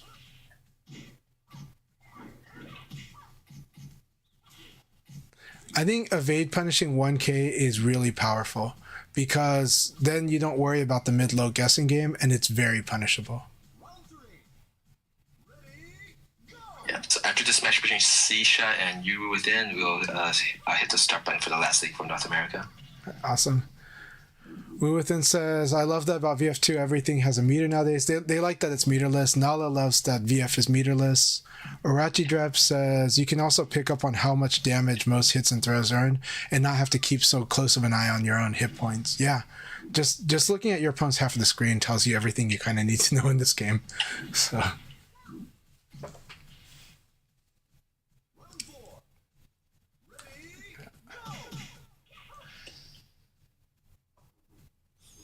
So Megawatt, one thing that I do like to do sometimes, I do like to delay my 1K because I've gained some experience in feeling out when people like to just block crouch, but also when they're likely to switch to standing guard after crouch guard, and that's where I sometimes try to target the 1K. Now I don't know if that was a factor in our match, but I'm just letting you know sometimes I do that like as part of my play. So. All right, no problem, Megawatt. Like I said, if the ads are bothering you, and I don't mind the ads, but if the ads bother you, you can also watch on YouTube during the ads too. So.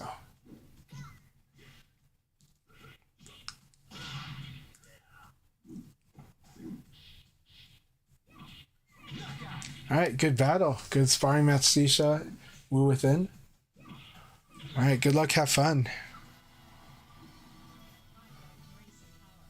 Did I get this? Again, good luck, guys. Have fun in the last league for North America. Good luck. Have fun. Good luck, guys. I will have to leave after this league battle because I gotta take my daughter out, but this will be fun.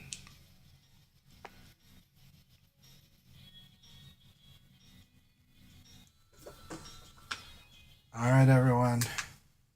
We're back on this. Yeah, oh, try and do a crouch grab. That's so much fun. Yeah. Have a good day, Woowith, and thank you so much.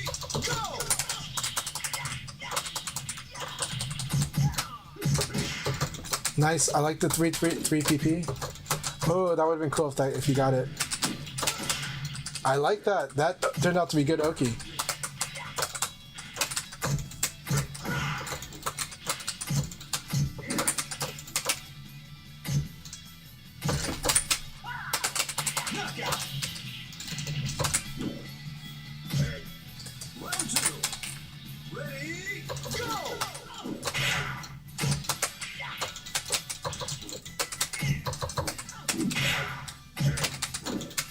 Nice.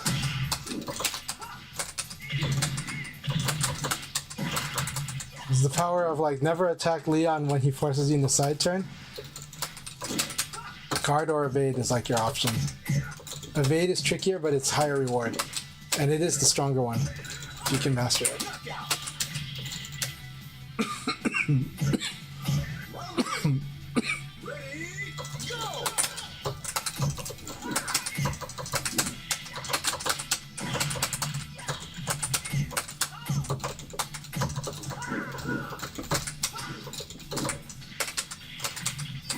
Alright, good game, we're within. So here's an advice I was going to give. Okay, so remember how you did 4 PP? So when you did 4 PP and I blocked them, I want you to watch the opponent, what they do after they block 4 PP, because you do know you have an advantage. You used your advantage. So when you observe that your opponent likes to do evade after 4 PP, now if they do nothing, then by all means do what you do, attack. Your default should be attack. Once you see your opponent do evade though, you should start considering maybe I do 4 PP, they block and I throw. So 4 PP in the throw, even though they blocked it, if they happen to know, if you start to see that they're sidestepping, that's then you change, you go like, okay, let's try 4 PP throw. So hope that tip makes sense, but this will help you improve your application of the mix-ups even in situations like that. But keep it up, you're doing great. Lots of good, more and more situations adding up. Round 1.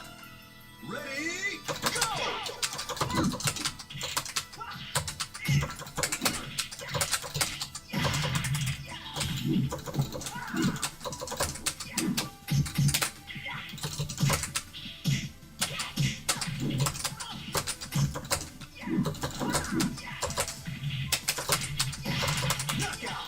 Good games.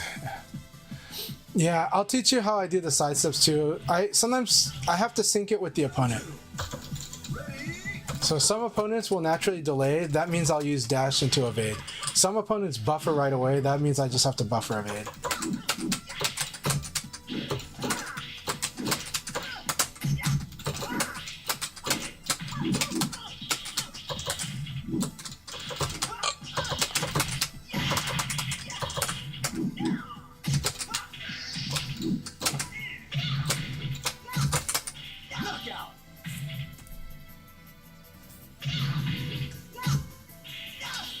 But you realize one of the hard parts for Jean, actually in this game, a lot of stuff is actually evade punishable, but the tricky thing is learning like how to see it, or gaining the experience to see it, and realizing when you just have mix up from evade.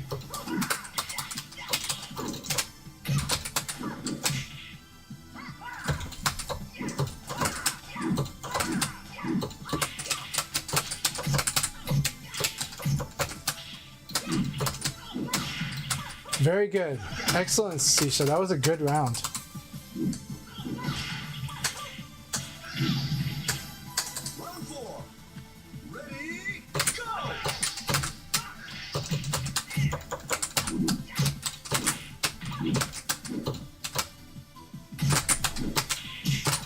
I like the backdash.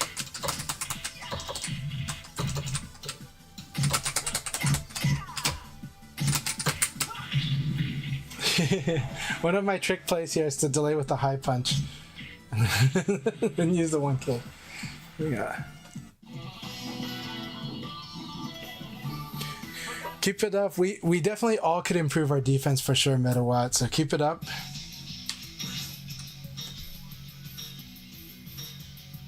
I see. The failed throw escapes is definitely a tough one, but you definitely build that up. Keep building that up. The way that I drill that is when I spar with my opponents, I'll let them know if I'm going to do one throw direction, and then we'll fight with that. And that one gets them to see when they're actually not doing throw escape, but also works on them just consciously choosing a direction and doing that. Keep it up. Round one. Ready, go!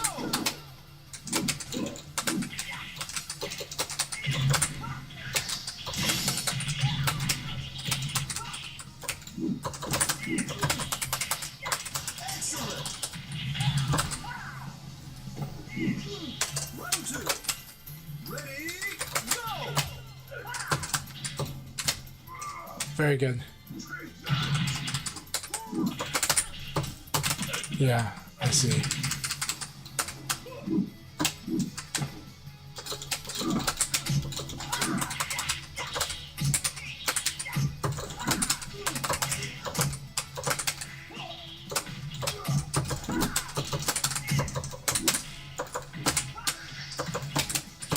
Knockout.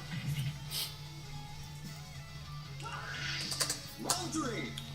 Ready, go!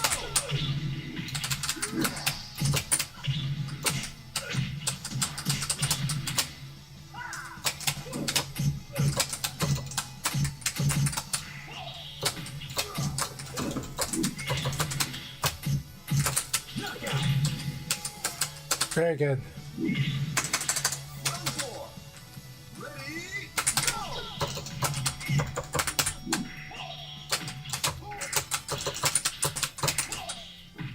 I like the change up.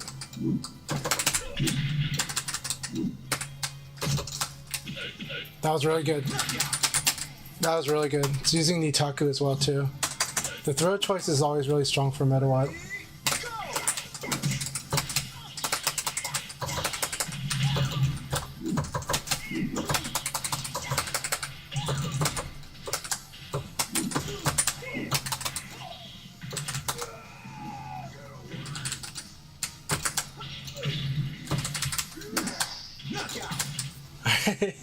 Good game. Good game. That was an intense battle. I like your Yomi choices on throw. I really do. I like that, but I do like that you changed it up. So the first round, you would do poke into throw, and then the second and third round, or somewhere in the middle, you were doing more attack, like heavy, and then in the final round, you went back to doing poke into throw. So it was really good, and it is scary, especially with Jeffrey. Strength of Jeffrey.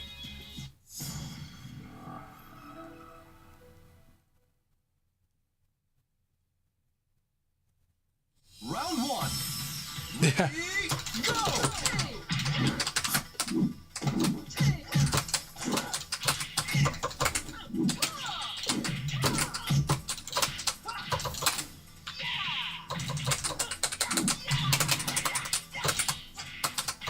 Knockout.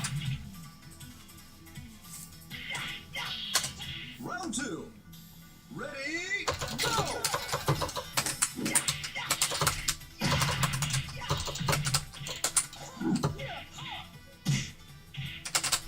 Bring out. Round three. Ready, go! I like that move so much.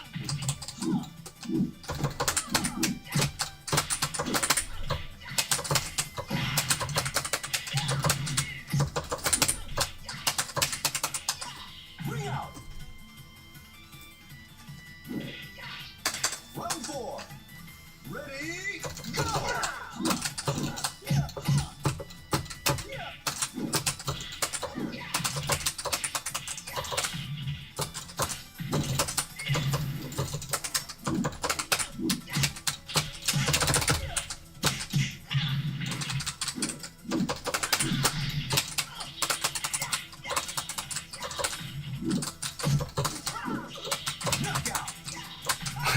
Good game, Blaine. Good game.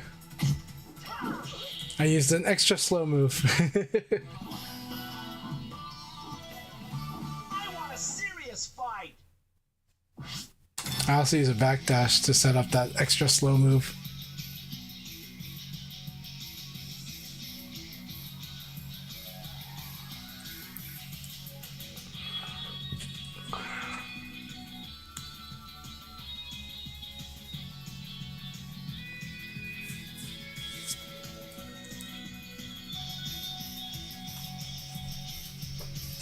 Alright, it's going to set up a really fun battle between me and Setsuna. Very intense battle.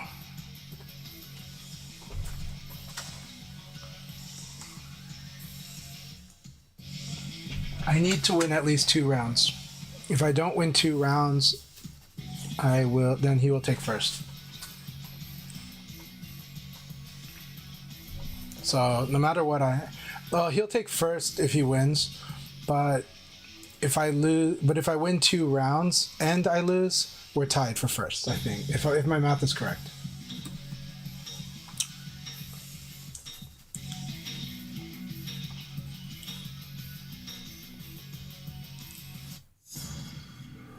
This is going to be a pretty rough stage for it, but it's good.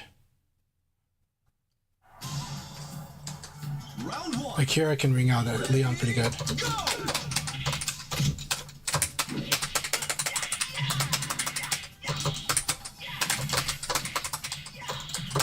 Excellent. Very risky if you had the evade here, though. Ready? Go!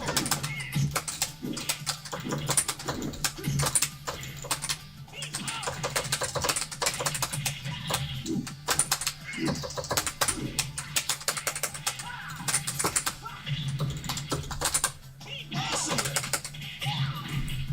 Okay, let's be very careful now. Round 3. Ready? Go!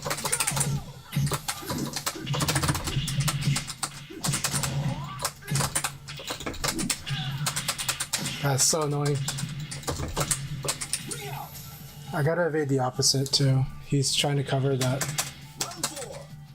Ready? Go!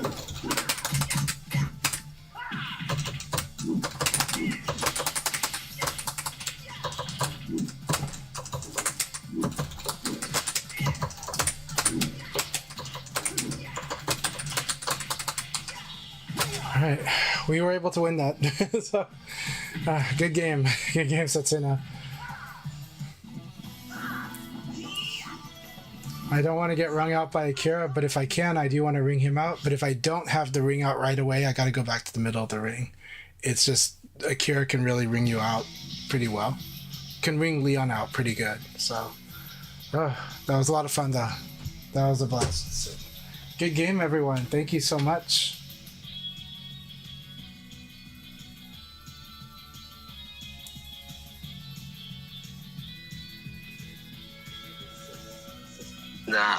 As I finish this match, chat has swept it.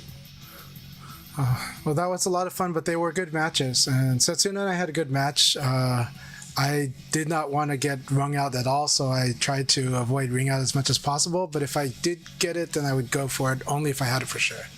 So, you know, we played on sumo stage, and I'm like, oh boy. Good games, everyone. Good game, Sisha. Let's see. All right. Alright, results for North America are coming up. Alright, Chat gets first, Blurring gets second, Setsuna gets third. Thank you guys for playing. If you guys can play in your room, you guys continue to do so. Thank you very much. Thanks for the battles, my friend. Yeah, likewise. I just told my chat that I did not want to put myself in any ring out position if possible, but if I could get the ring out, I'd ring you out. But if I didn't have it, then I had to go back to the middle of the ring. So, you know, because Akira ring out is rough against Leon. Or Akira is one of the characters that can really ring Leon out. So it's really good. I believe, yes, I believe Pi has shoulder reversals, right? I don't know if she does. Yeah, I think just Aoi, right? She paris them. Yeah. Correct. Only the knee that she can. Only the knee, yeah. Akira can do knee, elbow. Okay. The funny thing is, Aoi actually has head reversal, right? Like, she actually chops them on the neck when she does the head reversal. Like, if they do a headbutt and she reverses it, I think she chops them on the neck. Yeah. Yeah, she can reverse pretty much anything. Yeah. The ones that she doesn't do damage except movements. Except moves that go into Sabaki. Yeah. Into the hit throw. Like, well, circular, yeah, that's true. But also, circular attacks she paris. Like, her reversal will do a parry against full circular. So, Correct. yeah.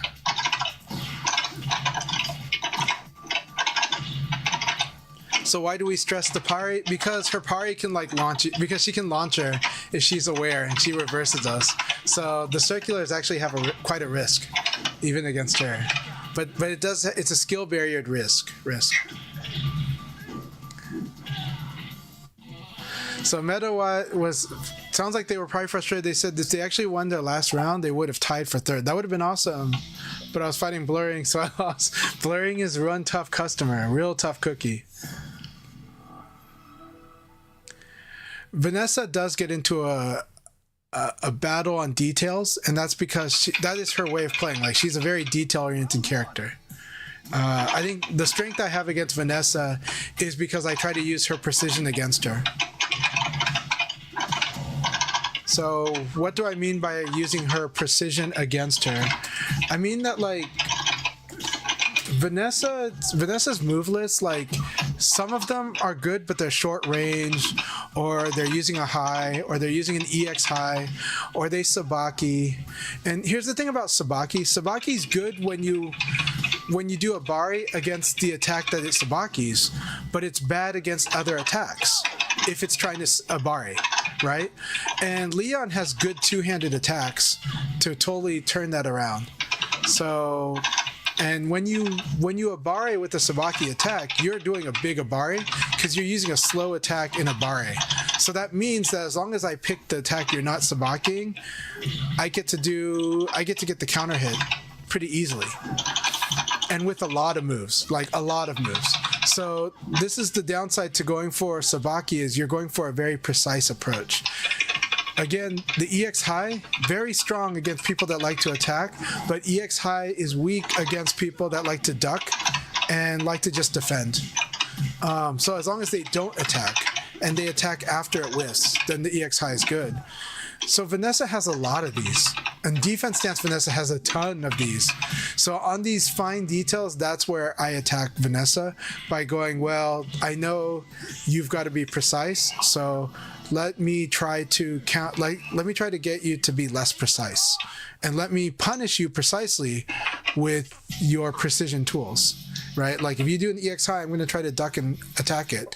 And if you try to use this good attack that's fast, I'm going to probably backdash and try to whiff punish it. Leon is really suited for this way of playing. And so this is hard for Vanessa to have to like... Vanessa kind of at some point just wants to force basic guessing. And her throw game is really good, so she can do it. So against like Leon, she should actually just focus more on Nitaku. And then Sabaki when Leon is being egregious. That's my take on Leon versus Vanessa. Yeah. No, I definitely understand it, Medawatt.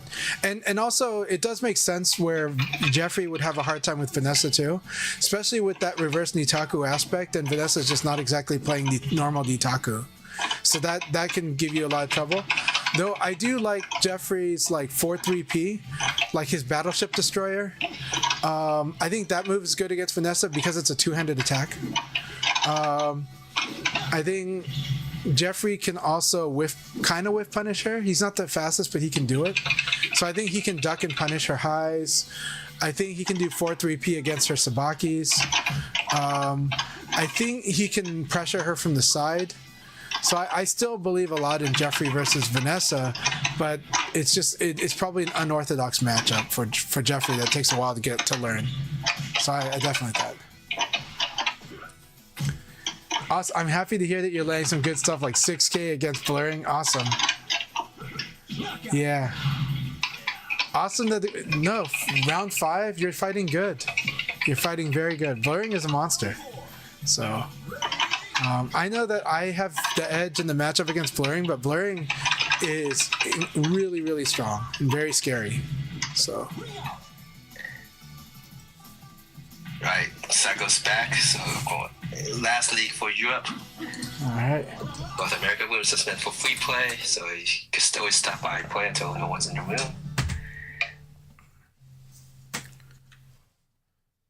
Yeah. But you know, my advantage against Blurring is that I'm using Vanessa's move list against her.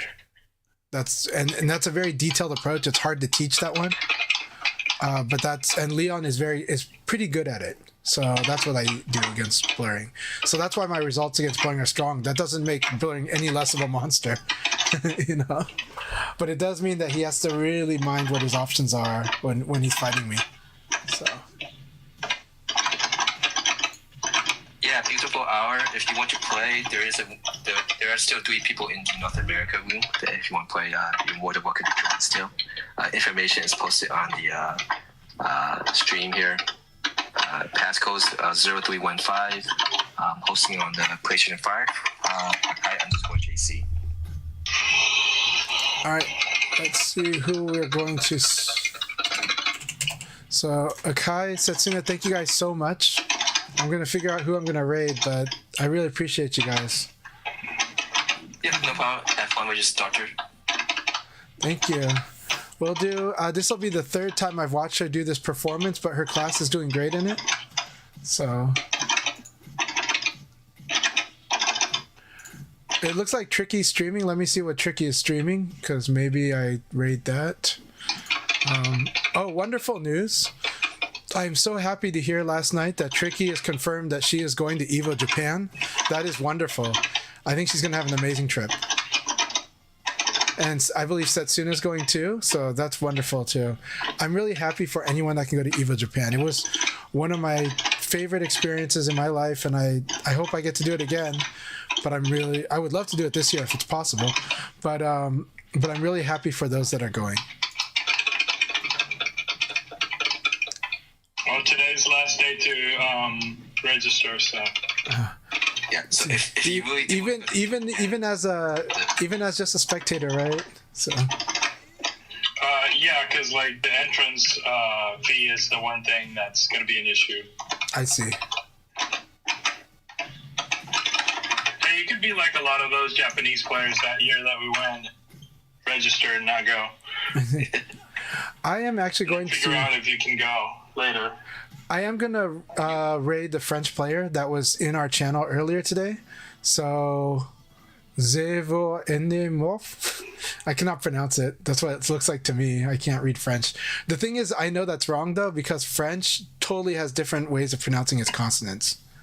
So, it's like always the opposite of what an American might pronounce it. So, but we're gonna raid our French. I can tell you how that's pronounced. Okay, so ZE, and then VEUX,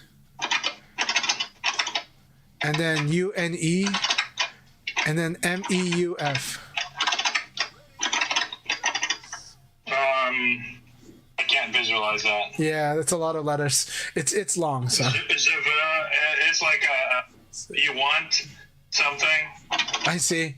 That's probably what it is. So we're gonna prepare to raid them. Go ahead, say hi to them, and say bonjour if you need to. You know. It says that next week is the Choyo Cup, right? Yes. So good luck and have fun at that. And I don't know that I can make it anymore. No, I hope you can make it. I know Numbers is making it, right? Go ahead. Yeah, he is. We have Joe from the area going. Yes. Awesome.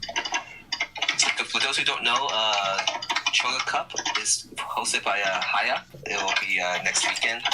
This will be the last time that it's going to be at the Brooklyn Arcade, since the arcade portion of the store will be closing down. So they've been hosting a lot of Virtual Fighter events in the past. So definitely, if you live in the New York area, in the Brooklyn area, consider attending. And if you still have a week, if you still want to make a trip to our Brooklyn Arcades to play, so. Okay. And we are still in the last league for Europe. I think we get to see all Sandro matches on my stream. A strong serve point from Italy. I'm gonna send the stream now. So you can watch it from Sandro's point of view. Same name, underscore at the end. All right, everyone, thank you very much. The raid is going now before the calendar runs out. So cheers.